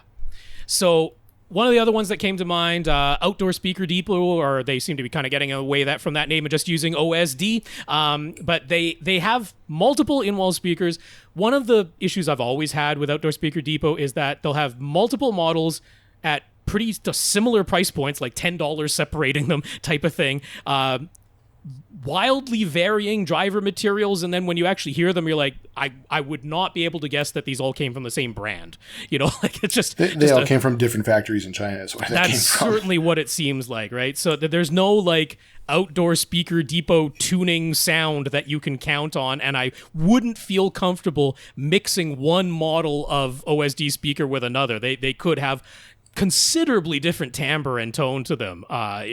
Just going by brand is not enough. So I don't have first-hand experience with, the speaker that I'm talking about here, which is their Nero in-wall left, center, right 55. It's just this had the most appealing installation process and driver material design out of their in-wall models, because they've got actually a really nice separate bracket that you install first that has the dog legs on it, and then you can later insert the actual speaker itself. So rather than even just a behind the drywall bracket, this has got a really nice installation process. They're only $90 each, which gives me a little bit of pause, actually, because I'm like, okay, what's going on there? And then, power handling is definitely lower, like peak 150 or 160, right? So it's not going to be an equivalent. It isn't. I just liked the form factor. I just liked the installation process that they offer. That was about it. But it's like slim pickings, right? Slim pickings when you're trying to do this. So other than those, I mean, you've got the usual suspects, right? You got Bic with their Formula in-walls, another horn-loaded design, but I've heard those, and one of the reasons I liked the HSUs so much is because they sounded so much better than the Bic Formulas. So I'm like, okay, I can't really say that's a replacement. There's Klipsch's in-walls. I know you've used those before, but the price point is higher, right? Yeah, and I'm looking at some of the Reference Pro stuff for Klipsch as a possible replacement. And then I see you also mentioned Snap AV Signature on here. Yeah, that's another one where the installation process is really, really good. Toolless and separate brackets and everything like that. So I like the Snap AV, but the price point is definitely like MSRP or is definitely higher than the HSUs were. No question. So. Also looking at the Sonance Cinema speakers, sure. I like the integrated back box on those a lot. In fact, I'm using those in my own home theater. Okay, but they're definitely spendier. That's just it. It's that darn price point. So all things considered, maybe you yourself just bring in a pair of those RSLs and see if they fit the bill, because I think they're worth a try. Mm-hmm. Yeah, I will look into it. Cool. You want to ask the Infinite Gary question? Sure. Well, I don't know. That doesn't feel right. Guests always have to do the Infinite Gary question, so I think I'll let you do that one. Infinite Gary. Yeah. First up, Gary just had to correct Tom from last week. Gary had sent in a few pictures of his kitchen setup with his new 55-inch LG G3 OLED and Revell Ultima Voice 2 center speaker, and Tom mistakenly thought that the white table in front was inexpensive plastic folding table. Oh, Tom. But this is Infinite Gary we're talking about, so of course that is actually a solid wood table. It can be expanded with a center insert piece, so that's the crease we see in the middle. It does not fold, and it was not cheap. All right. Our apologies, Gary. Our apologies. Yeah, we did not mean to insult your furniture.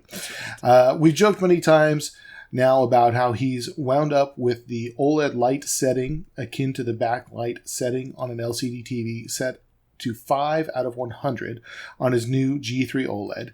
And he isn't upset. He's actually enjoyed hearing us get a kick out of his setup. But in all seriousness, he didn't just arbitrarily choose a setting of 5 or even land on that just by eyeballing it. He simply told his professional calibrator that he wanted peak white in SDR set to the official industry standard, which is 100 nits. Mm-hmm. And it turns out 5 out of 100 is where things need to be set in order for that to happen. He snapped a couple of photos at 7 p.m., sun still up since it's summer, windows shades partially open so it isn't a sun-drenched room or anything, but definitely not fully dark. Does it honestly seem too dim to us? Furthermore, when he switches to any HDR content, the OLED light setting is pegged at 100, as it should be, according to his professional calibrator. So he does, in fact, make full use of the G3's light output capabilities and its micro-lens array panel, but only for HDR. Nothing wrong with that, right? Right. You are correct, Gary. You are absolutely right. And yes, we have been very much tongue-in-cheek having a chuckle out of it because it's just humorous. But technically speaking, you are absolutely correct. I will say many professional calibrators, even in professional settings, end up calibrating standard dynamic range peak white to 120 nits because they actually use the above white signal information. Those values, like if we're using the 8-bit, that goes from 0 to 255. 235 is supposed to be peak white in the signal, so all the values from 236 up to 255 are technically above white, but many people like to see that above white information, and you end up at 120 nits peak if you do that. So many people will do that. I think that's pretty close to where I land, because I've got my G3 set to about 12 on the OLED light for standard dynamic range. So I'm getting nowhere near that top of 100 either. And for HDR, sounds like it's perfect. And for audio-only listeners, where can I see those pictures? Of his TV display. Oh, yes. I've shown them on the YouTube, and they'll be in the Flickr album if you find the show notes on avrant.com.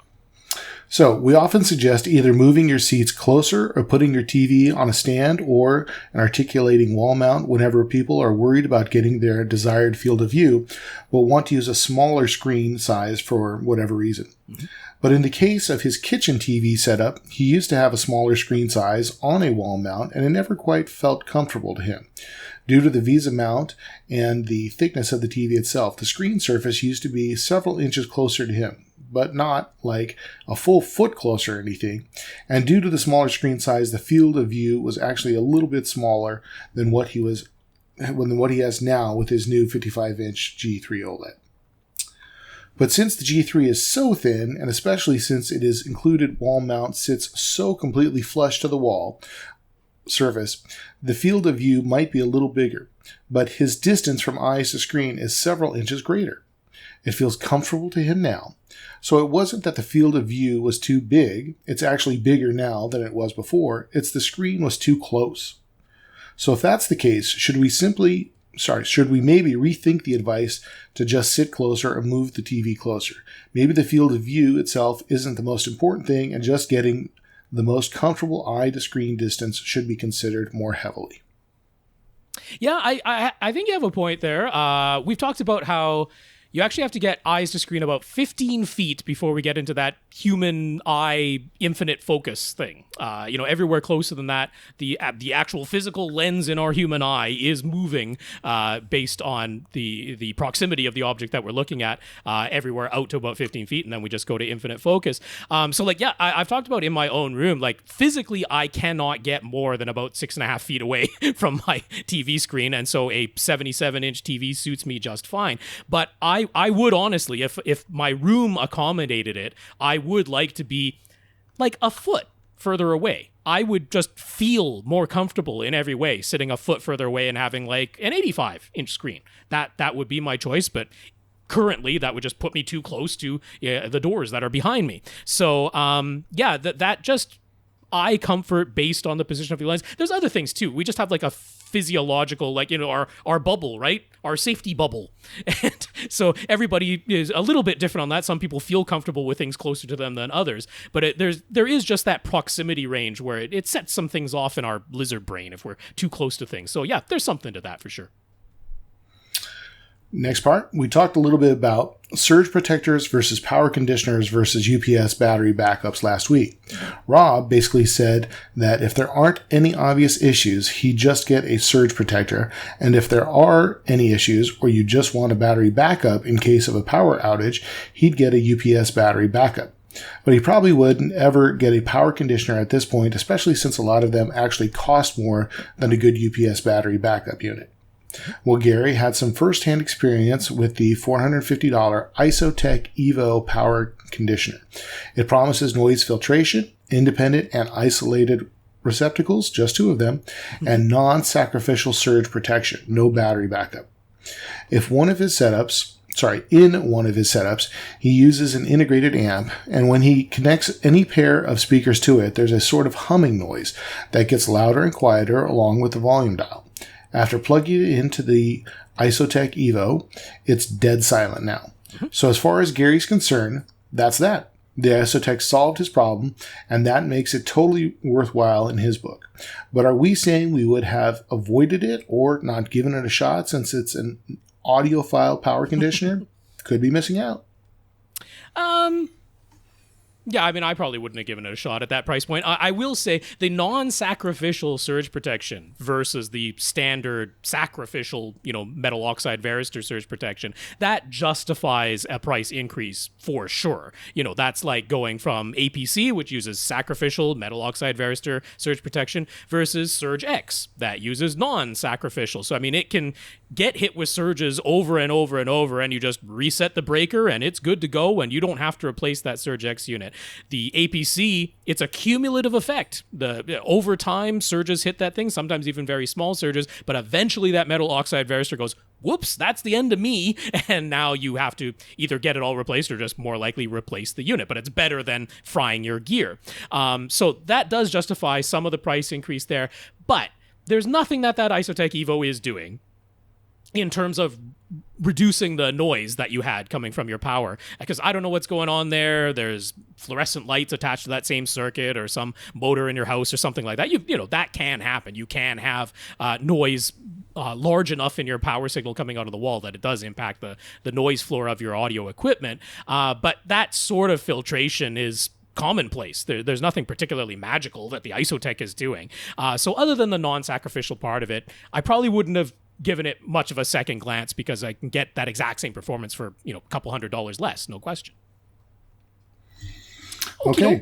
Yeah, next question. So I'll do the next one here. Yeah, Patrick, he says long time listener, first time question asker. So welcome to asking us questions, Patrick. Thank you for listening. Patrick has himself a Zidu Z20, I want to say Z so badly, but Pro Media player, and he's got one of Zidu's Bluetooth remote controls to go along with it. He also has himself an SVS PC 4000 cylinder sub, and it came along with a small remote control. So that came in the package there. SVS talks quite a bit about their smartphone app, of course. So while he rarely needs to make any changes to his subwoofer setup after he's done so the first time, if he does, he typically just pulls out his smartphone and uses that smartphone app, and that's his method for making those changes. That little included remote basically never gets used. So he's noticed that when he uses the Zidu remote to just navigate the Zidu menus, fast forward, rewind, that sort of thing, it ends up changing settings on his SVS subwoofer. Like the parametric EQ setting might change or the volume might change on the sub, but he had no intention of doing that. He's just using the Zidu's remote. Clearly he doesn't want that. He's like, how do I stop that from happening? Is the Zidu remote somehow sending Bluetooth commands to the SVS even though they were never paired? It's unintentionally responding. What's going on there? How does he disable that from happening? Black tape.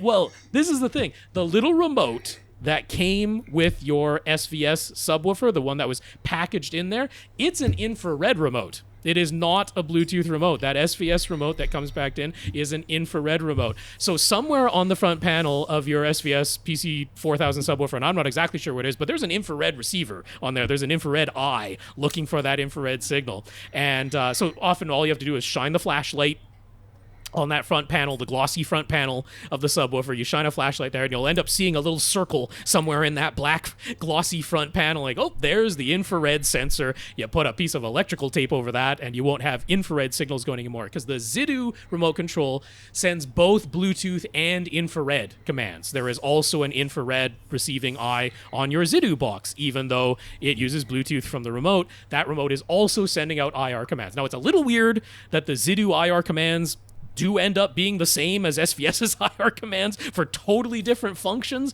but that's actually what's going on there. It's nothing to do with Bluetooth. You don't have to disable Bluetooth in anything. It's not the Bluetooth part of things. This is infrared that's doing this, and the simplest thing is putting a piece of black electrical tape over the IR sensor on your PC 4000 subwoofer, because it doesn't sound like you need the IR remote for that. You've got the Bluetooth app on your phone if you need to make any changes on your SVS sub. Okay, I'm going to take the next question from Andrew from AV Gadgets. Yeah. Andrew has a mysterious problem with his HDMI input switching. He figures HDMI-CEC is probably somehow to blame, but he hasn't been able to sort it out on his own, so he's coming to us to talk it through. So, he's got an LG OLED, and he's got an Xbox. He wants to output the maximum video quality possible from the Xbox, so that would either be an RGB signal or YCBCR 444. Mm-hmm. His LG OLED can accept those types of signals, but in order to do so and display them properly, you have to go into the HDMI input settings of the LG OLED and manually set the desired HDMI input to the PC icon to force it to remain in PC mode at all times. So he went ahead and did that. Mm-hmm. And if he plugs his Xbox directly into that HDMI input on his TV, the video signal works properly. Great. So do that. The thing is, he also has his AVR receiver, which is an Onkyo TX-NR 7100. If he plugs his Xbox into his receiver and then passes along the video signal to his OLED, the OLED doesn't recognize it as a PC signal anymore, and his Xbox gets forced back down to YCBCR 422. Mm-hmm. So fine, Andrew figured. He'd plug his Xbox directly into the TV and then use an eARC to send audio to his NR7100.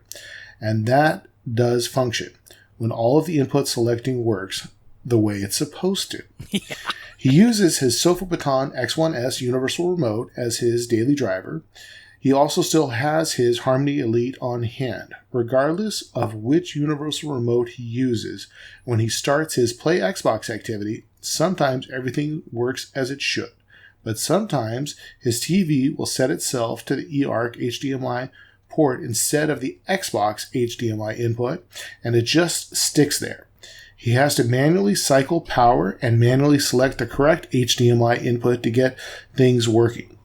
He is certain he has turned off as many HDMI-CEC options as he possibly can, but obviously he is using HDMI eARC in this scenario. So any idea for changes that might get this all working exactly the way it should? Brah?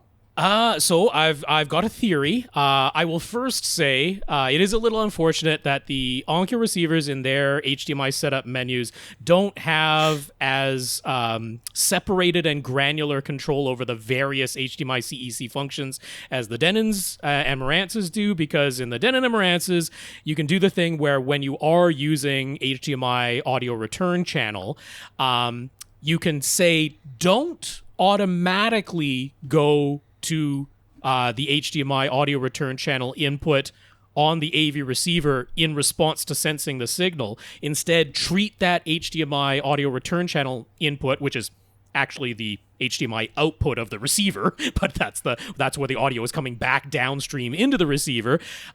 Treat that just like any other HDMI input, meaning I have to push a button on my remote to select that as my HDMI input. Treat it that way rather than automatically sensing the signal and going there. But the Onkyo doesn't let you do that. The Onkyo will automatically go to that HDMI audio return channel as soon as it senses a signal.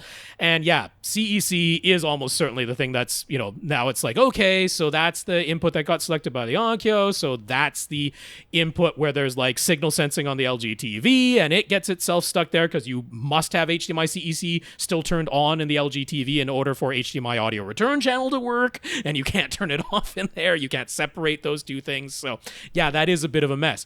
So I think the solution is the Onkyo receivers have hidden menus. They don't show up in the regular user menu when you press the setup button.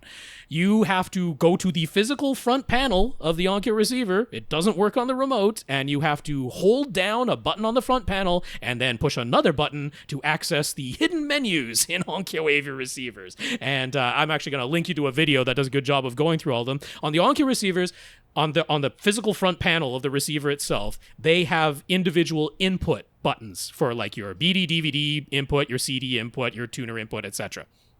So what you do is you hold down one of those input buttons, and each of them does a different function, and then you actually press the power button, the standby button, which at that point when you're holding down one of those input buttons doesn't put it to sleep. It brings up one of the hidden menus.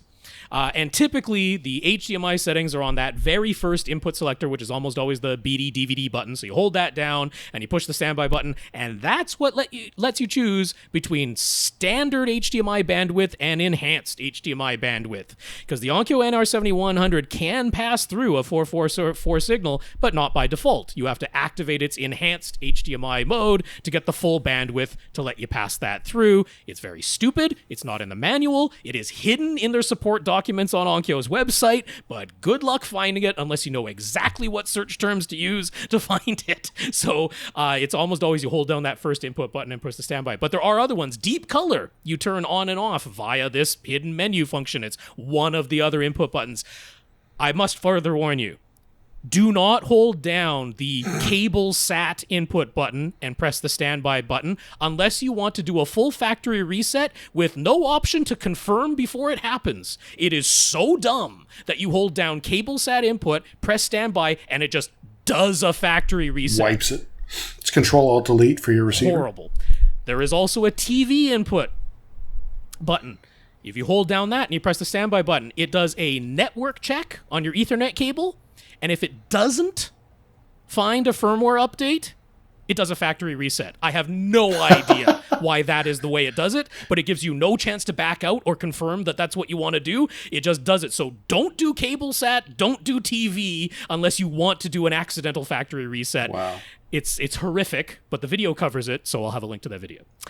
So look, we are just about out of time, and I want to do the MWAVE stuff here. Yeah, why don't we do that? Let's just go to your MWAVE stuff, which means I will say it right now. Jay is on our list, and Mark is on our list. I'm pretty sure that's everybody. Yeah, Jay and Mark, you fellows will be up next week. But Joe, why don't you tell us a little bit about your experience at MWAVE 2024? Yeah, so there is a ton of coverage on YouTube about this. Right. You guys can check out there. A lot of really good coverage, too. They did interviews with a lot of folks, a lot of people walking around shooting. There were a lot of influencers there who covered this show very well. I also believe that MWAVE is putting on their site access to all of the presentations. Okay. I think it's $75 for a lifetime access to that. Mm-hmm. And there were some very good classes in there also. So I'll kind of walk through the classes I took and some of the demo rooms I got to check out. Sounds good. Yeah, so I flew in late Friday night. I was there all day Saturday, had barbecue for dinner Saturday night, had it for lunch, spent very few hours at the hotel, went back Sunday, was there at the show all day until I helped break down, went to the airport, had some more barbecue, and then went home. So yeah, I mean, it was quick. The MWAVE show, is this industry professionals only, or can any enthusiast go to it if they want to? And what's really nice is this is a show geared towards enthusiasts. Okay. Right? So there are manufacturers there that recognize the importance of talking directly to consumers, and they put on this show. The other nice thing about this is, and I did not take advantage of this part of it, is there are multiple home theater demos in people's homes where you can go out, pay for a ticket, and go experience somebody else's home theater, which was really cool because, you know, a lot of the folks who are going to these shows have never heard another home theater beside their own. Right. And so that's one of the things that Youthman, who helped set up and start this show 3 years ago, really wants to kind of help build that community. Yeah. So yeah, great show. The classes that I got a chance to attend, media room design, which was a case study. Brett Bjorkquist put this on, who's a friend of mine, and talked about, you know, his living room setup and talked about how you take a lot of the industry standard guidelines and try and apply them to a media room setup. How big is the screen? How far apart are the speakers? What do you do for the acoustic treatments in a room that is a multi-purpose room that's already decorated? So the room already exists, and you're bringing equipment into it. You're not building from the ground up, you know, straight design from right down to the studs type of thing. Yeah, exactly. And he's trying to do this in a house that he bought recently and was sharing that experience. So it was really neat to just, and I think a lot of the audience that was there is going through a similar situation because not everybody has a room for a dedicated space. So it is living room, family rooms, multi-purpose rooms that are getting systems put into it. So that was great. Cool. Probably my favorite show element there was what they called educated buyers for projectors.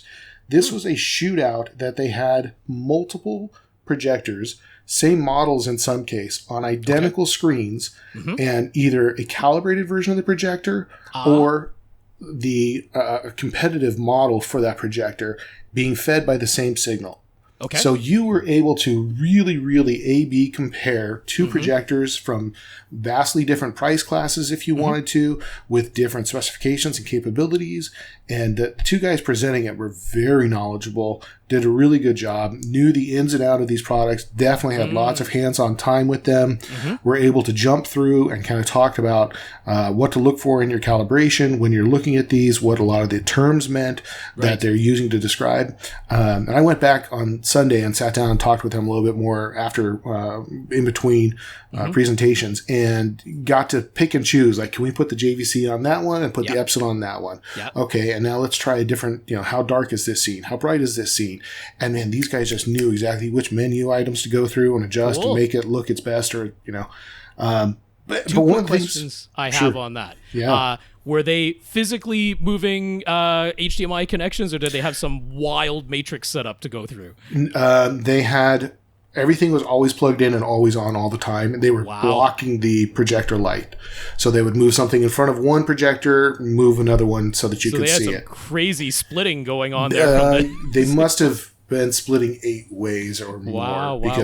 And the other quick question I had on that was, did they have, because you mentioned like calibrated is one of the options, did they have a reference monitor to put between there, like a Sony BVM type of thing, so that you can really see that comparison? Or was it just you're sort of taking your word that this one's calibrated, this one isn't? Yeah, it was the 2 screens. They were both, I think, 1.0 white screens, so there was as neutral of a comparison as possible. Yeah. But no other monitors or displays in the room that I saw. But they had I always laugh a bit when I see the head-to-head comparisons, and they're like, this green looks more accurate. I'm like, how do you know? You don't have a mastering monitor beside it. How do you know that's the more accurate green? This is what that projector looked like out of the box. This is what it looked like after we calibrated. And being able to see that side by side was great. Yeah. And they had everything from the X-Jimmy projector. They had JVC, Epson, Sony. I can't remember all the others, but you can go to the MWAVE site and get a full detail of everything that was there. The heavy hitters in the consumer realm, because like you were saying, a lot of these demos that you'll mention later, like the really tens of thousands of dollars, Barco's and Christie's and stuff like that. But that wasn't this one. This is this was real world buying a projector for a more, I don't want to say average consumer, but from an average home theater enthusiast who's going to spend anywhere between $5,000 to $10,000 on a projector. You might consider buying an Epson LS11000. Most people aren't going to consider about $60,000 or $80,000 projector. Right. But so I thought that was one of the highlights for me personally. Cool. Next one was how to perform expert calibrations using Dayrac. This was taught by one of the guys who works for Storm Audio and goes around calibrating, multi-million-dollar theaters all the time. But it really showed you how involved Dirac is compared to Audyssey, plug in a mic, press a button. Right. And it made me, almost appreciate the simplicity of Audyssey. Yep. You can get much more granular with Dirac. It has a lot more capabilities. You can dig into it a lot further. You're going to be using a computer and maybe a better microphone and everything. But it was interesting to see, he spent maybe an hour or so kind of walking through some of its capabilities. But so that was a neat presentation to see, because I haven't used Dirac myself much. Sure, yeah. Panel discussion on theater design, and this one kind of flowed right into the base management. Panel discussion after it. So Brett Bjorquist again moderated this. Anthony Gramani, the guy who had done the Dirac, as well as another gentleman, were all up there kind of talking through what they were doing, kind of, what are the core elements of theater design? What do you need to take into? They really talked a lot about, home theater design is the art of compromise, right? Yep. If you move this seating position, screen, speaker locations, what's it going to do to the other elements in the room? And so we spent a lot of time talking about that, and then got into base management in the next hour or so.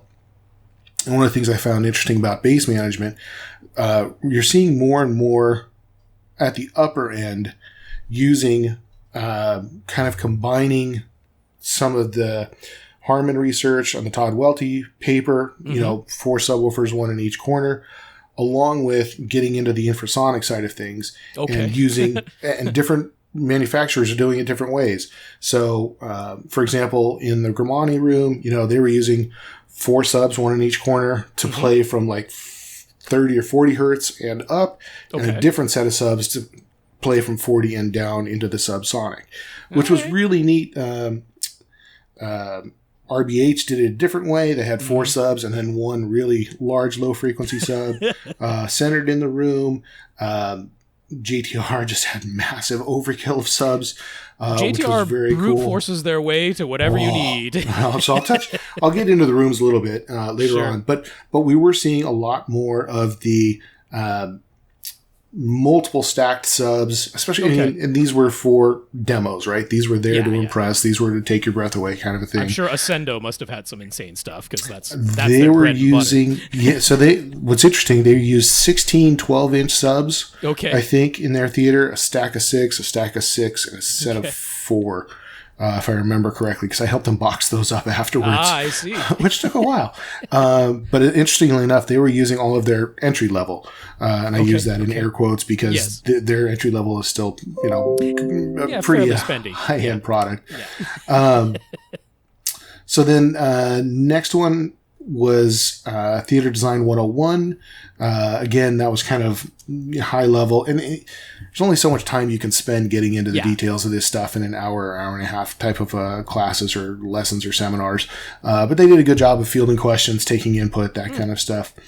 Audio considerations for achieving level 1 through 4 reference home theater using CEDIA's RP22.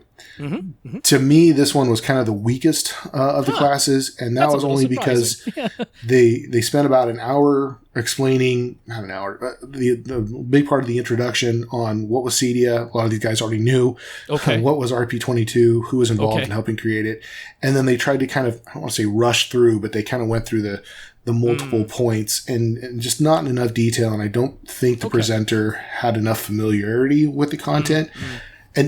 And the only reason I'm saying that is because I went through a full day session with 3 of the guys who helped write it, which has now become a 2-day class from the guys who helped create that. So I think that document deserves a much deeper dive if you really want to get... Well, and I think the confusion that I always see when I see people talking about it online is that CEDIA's RP22 was not intended to be a how-to guide. It's not an instruction manual. It's almost more like a glossary in a way, in that what they were really trying to do was provide a common language that all levels, including the customer who's paying for the home theater, that everyone can have a common language, common benchmarks to which they can refer, but that it isn't a how to build a theater guide. No, it's kind of like you said, it's more descriptive than prescriptive. Right? Yes. Yeah. This is what your system should be able to do when you're done. If your system can do these things, you're in this category for this particular criteria. Yeah. I think that needs so much more time and depth to really go into that than the presenter that had time to do it. Projector fundamentals, good high-level class from Barco. So this was put on by one of the guys who used to be with JVC, is now with Barco, but kind of walked through what do you need to be thinking about if you're going to do a projector system. What do you want to make sure you're, everything from screen gain, screen aspect ratio, type of room, light control in the room, different sources, resolution, throw distance. I mean, he really did a good job of breaking down all of the bits and pieces. He talked about a very cool tool that I think about half the class immediately downloaded. It's an app on your phone that helps you calculate foot Lamberts from a given projector type for a given screen size. So that was really neat. But I thought that was a really valuable conversation that we had there, and it was great because it was a small group. People were passing questions back and forth. How about this situation, what would you do, kind of thing. Talked a little bit about how what the role of projectors is going to be. They obviously had a $30,000 Barco projector in the room that they were using, which from Barco, that's entry level. That's affordable. That's where it starts. And I said, because I asked him some of these questions afterwards, and he said, "Well, this one's nice, but I'd really go up $7,000 more and get the next one up if you can." And that's where you're like, "Well, I was going to use it with a 120-inch screen." And it's like, "Well, now $20,000 for that 115-inch TCL doesn't seem so bad." No, but again, right tool for the right job. These are projectors that have 6 different lens options on it that give you all kinds of throw ranges that can be mounted, all kinds of crazy orientations. That they're just doing things that other projectors, JVC, Sony, whoever else at that lower, more modest level just can't do. And keep in mind, most of the screens that they were lighting up in conference rooms with the lights on, oftentimes still looked very, very presentable. And because they were just hitting it with so many lumens. Kind of going back to what I said about that educated buyer projector shootout, it did also in a darkened room, and they actually kind of had to walk through this zigzag to get in there, so they were keeping light out of the viewing area. it really impressed me to see from a, $4,000 or $5,000 projector to a, $10,000 to $15,000 projector. Man, the differences are not that big. It's seeing them side by side. We were picking out nits, little things. Sure. So, and I don't mean nits by light level. Yeah. We were nitpicking. Yeah. Right. We were watching a scene from How to Train Your Dragon that had a very colorful image with it kind of dark around the edges and very bright in the middle. And how well could you see the detail in this while it's paused? Mm-hmm. We were looking at scenes from Legend of the Ten Rings, the Marvel film, the big battle at the end, and kind of looking at the HDR and some of that. And it was a really neat way to see, how much you need to spend to see, like I said, law of diminishing returns, smaller improvements. Yeah. After that projector class, I spent some time with a friend of mine helping to break down the Ascendo room. So we got to, you got your workout in. It was really neat to see, just like everybody started pitching in, right? So they were bringing in pallets of empty boxes and filling them up with all the speakers that we'd just been listening to on display. They were taking down these, $60,000, $70,000 projectors with storm audio processing and storm amps. Well, usually you were standing next to somebody who worked there while you were doing this. But yeah, it was just, everyone kind of helped lend a hand. And and that's the way with trade shows, right? It takes a week to set up and a day to tear down, kind of a thing. So you've listed a whole bunch of rooms in our notes here, but I don't want to make this podcast go for 3 hours in that. So I don't know if there's like 3 of them that you really particularly wanted to pick out there. I think that would probably do justice, I think. So I'll start with the JTR Storm Audio Barco Seymour Screen Row 1 room. Okay. Were you ever into car audio, Rob? I can't say that that's ever been my bag, no. So I used to be big time into that, worked for a manufacturer at the time. And the DB drag racing thing so much reminded me of what they were doing in the JTR room. You had to get some earplugs before you went in the room. You could sign a disclaimer waiver saying that you could, go in there and if you got damage, it was your own fault. They were knocking lights out of fixtures with just SPL. But this was an 11-channel system that had, I think, 8 of their 4,000 ULF subwoofers in there. Oh my goodness! It was freaking awesome. Yeah, when you say sound pressure level, yeah. So outside of the room with the door closed, it was extremely loud. Inside the room, it was even more so. So we watched some scenes and listened to some music in there, and. They had originally, I guess, requested multiple drops of electrical power from the convention center. Okay. They were blowing fuses and breakers the first day, got more power the second day. It was impressive, but just dramatic overkill. Just ridiculous, right? And again, go on YouTube. You can watch the videos from this. Okay. These are massive speakers. Like, picture... They sure are. Picture 11 refrigerators around you, kind of a thing. There's just no way you're going to hide this. I see people, not necessarily that exact model, but there's no such thing as a small and quiet JTR speaker that literally doesn't exist in their lineup. And I see people putting JTR speakers in converted bedroom theaters. And I'm just like, that isn't... I love JTR speakers. Speaker. I love them. It's not appropriate. No, but it was impressive to say the least. And I'd been involved, like I said, in car audio, and we've built cars that would do 150 to 160 dB. So loud that your eyes wouldn't focus while you sat inside of them. It was crazy loud. And it reminded me of that in a big 30 by 40 foot room. It was... Yeah. Well, I'm glad you're still able to hear me through those headphones you're wearing. Earplugs stayed in. I would imagine. The next one I'll mention was the Grimani system. Okay. And I think they did by far the best job of really converting the room into a theater. So most of the others put up some scaffolding, put up the speakers, put up the screen, put up the projector, but they didn't really light treat the room. Whereas in the Grimani room, that whole thing was a black tent. Entirely blackened once you went into it. There were acoustic treatments hung from the scaffolding all around you. Okay. It was a very well put together, like I said, 8 subwoofers, and I think it was probably a 13-channel system on the bed layer plus 6 overheads, all using the Grimani speakers.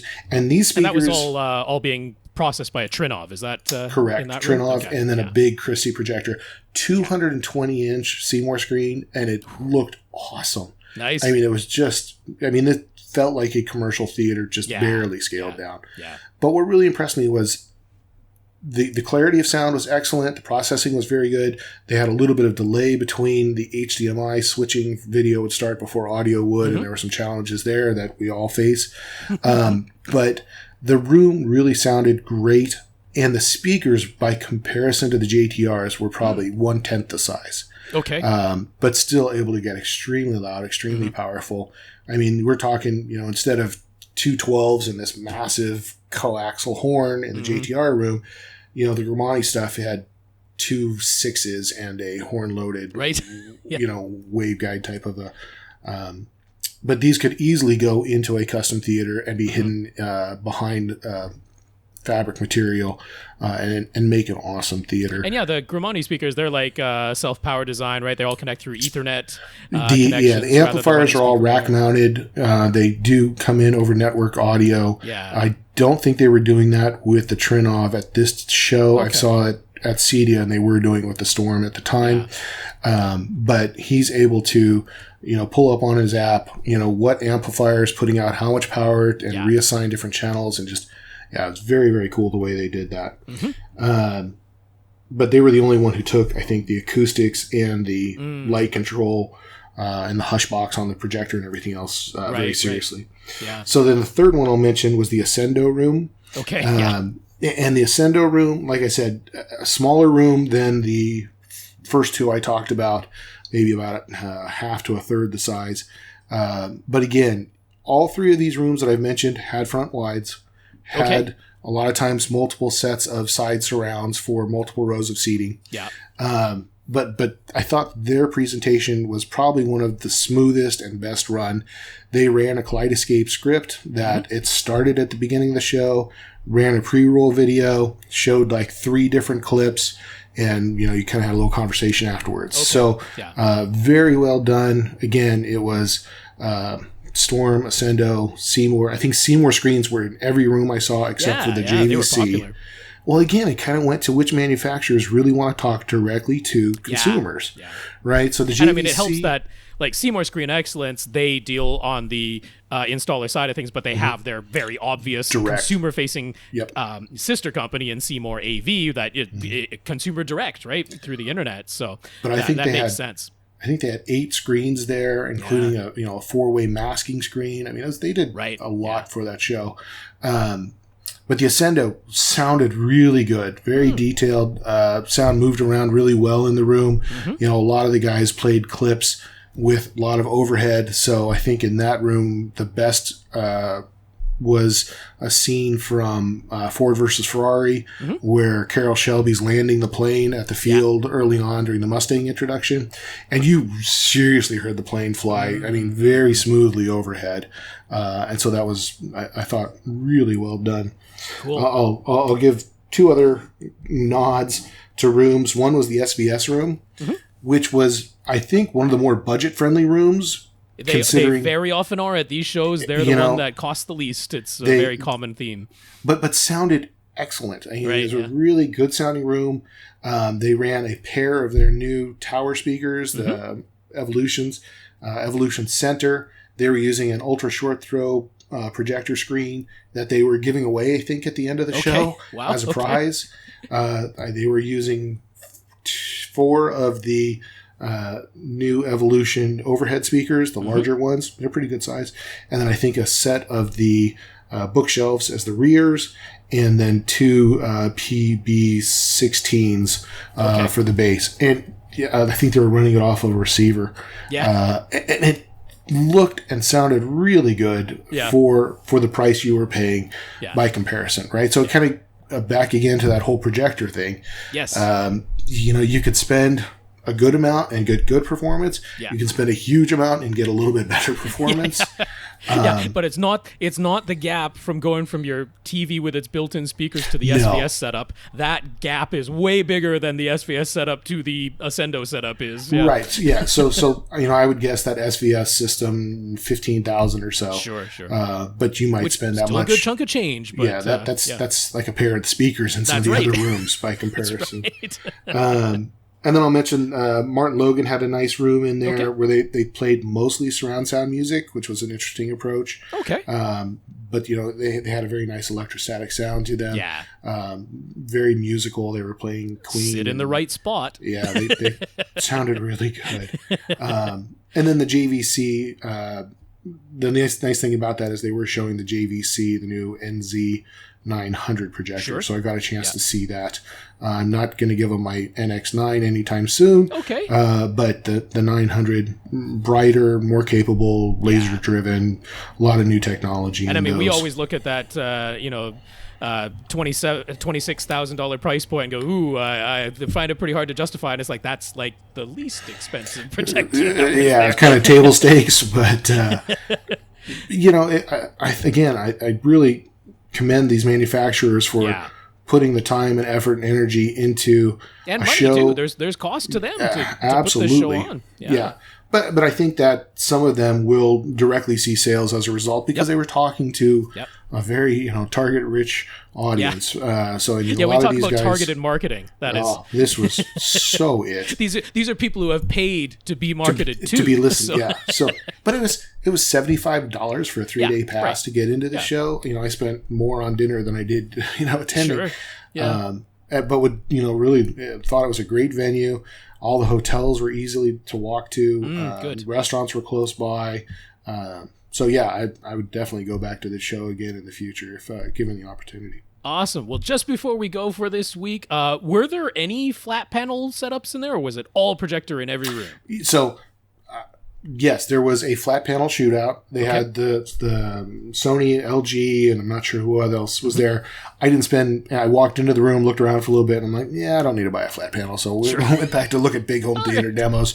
There was some representation. There was. Those miniature those tiny little screens. Right. Yeah. Hold them in your hand. The Sony was, I think, a 90-inch or something like that. So they had some nice new flat panels. And again, cool thing was it was a shootout style, side-by-side comparison, all playing the exact same source in a darkened room. So you really could go by and compare them all on a very fair basis. I just didn't want to. Other things to see. Better, cooler stuff to check out in other rooms. That is awesome. Well, that is going to bring us to the end of this episode this week, so I'm going to pop back up to thank our listeners of the week here before we go. Sasi, thank you so much for your PayPal donation, and patreon.com/AVRant podcast is where you can go if you'd like to sign up to make an automatic monthly donation, so big thanks to our 134 patrons over there. And then thank you to Sasi, Gurinder, and Mark for your notes of gratitude and encouragement. We very, very much appreciate it, and appreciate everybody who continues to send in your questions. So those you can send them to question@avrant.com if you'd like to have your questions answered on this very podcast right here. So Joe, thank you so much for sitting in as guest co-host. I'm sorry we couldn't go through everything. I think we could have filled up 2 hours just talking about MWAVE, so that's why I knew better than to start with that, because we might have ended up going 4 hours if we tried to get to the questions here, but that sounded like a lot of fun, so I really appreciate it. Thank you for the opportunity to come on the show again. Oh, for sure. Yeah, we love having you back anytime. So, let's see here. Try and get this under 2.5 hours. So, thank you to Joe. On behalf of Tom Andry, I am Rob H. He's Joe. Now go out and listen to something.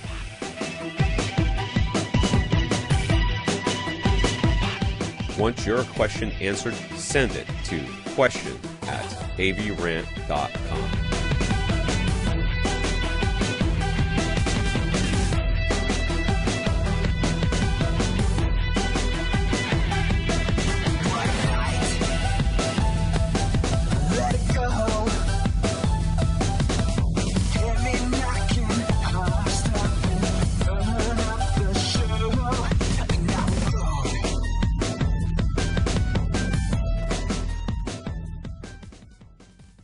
This is AVRant. Now go out and listen to something.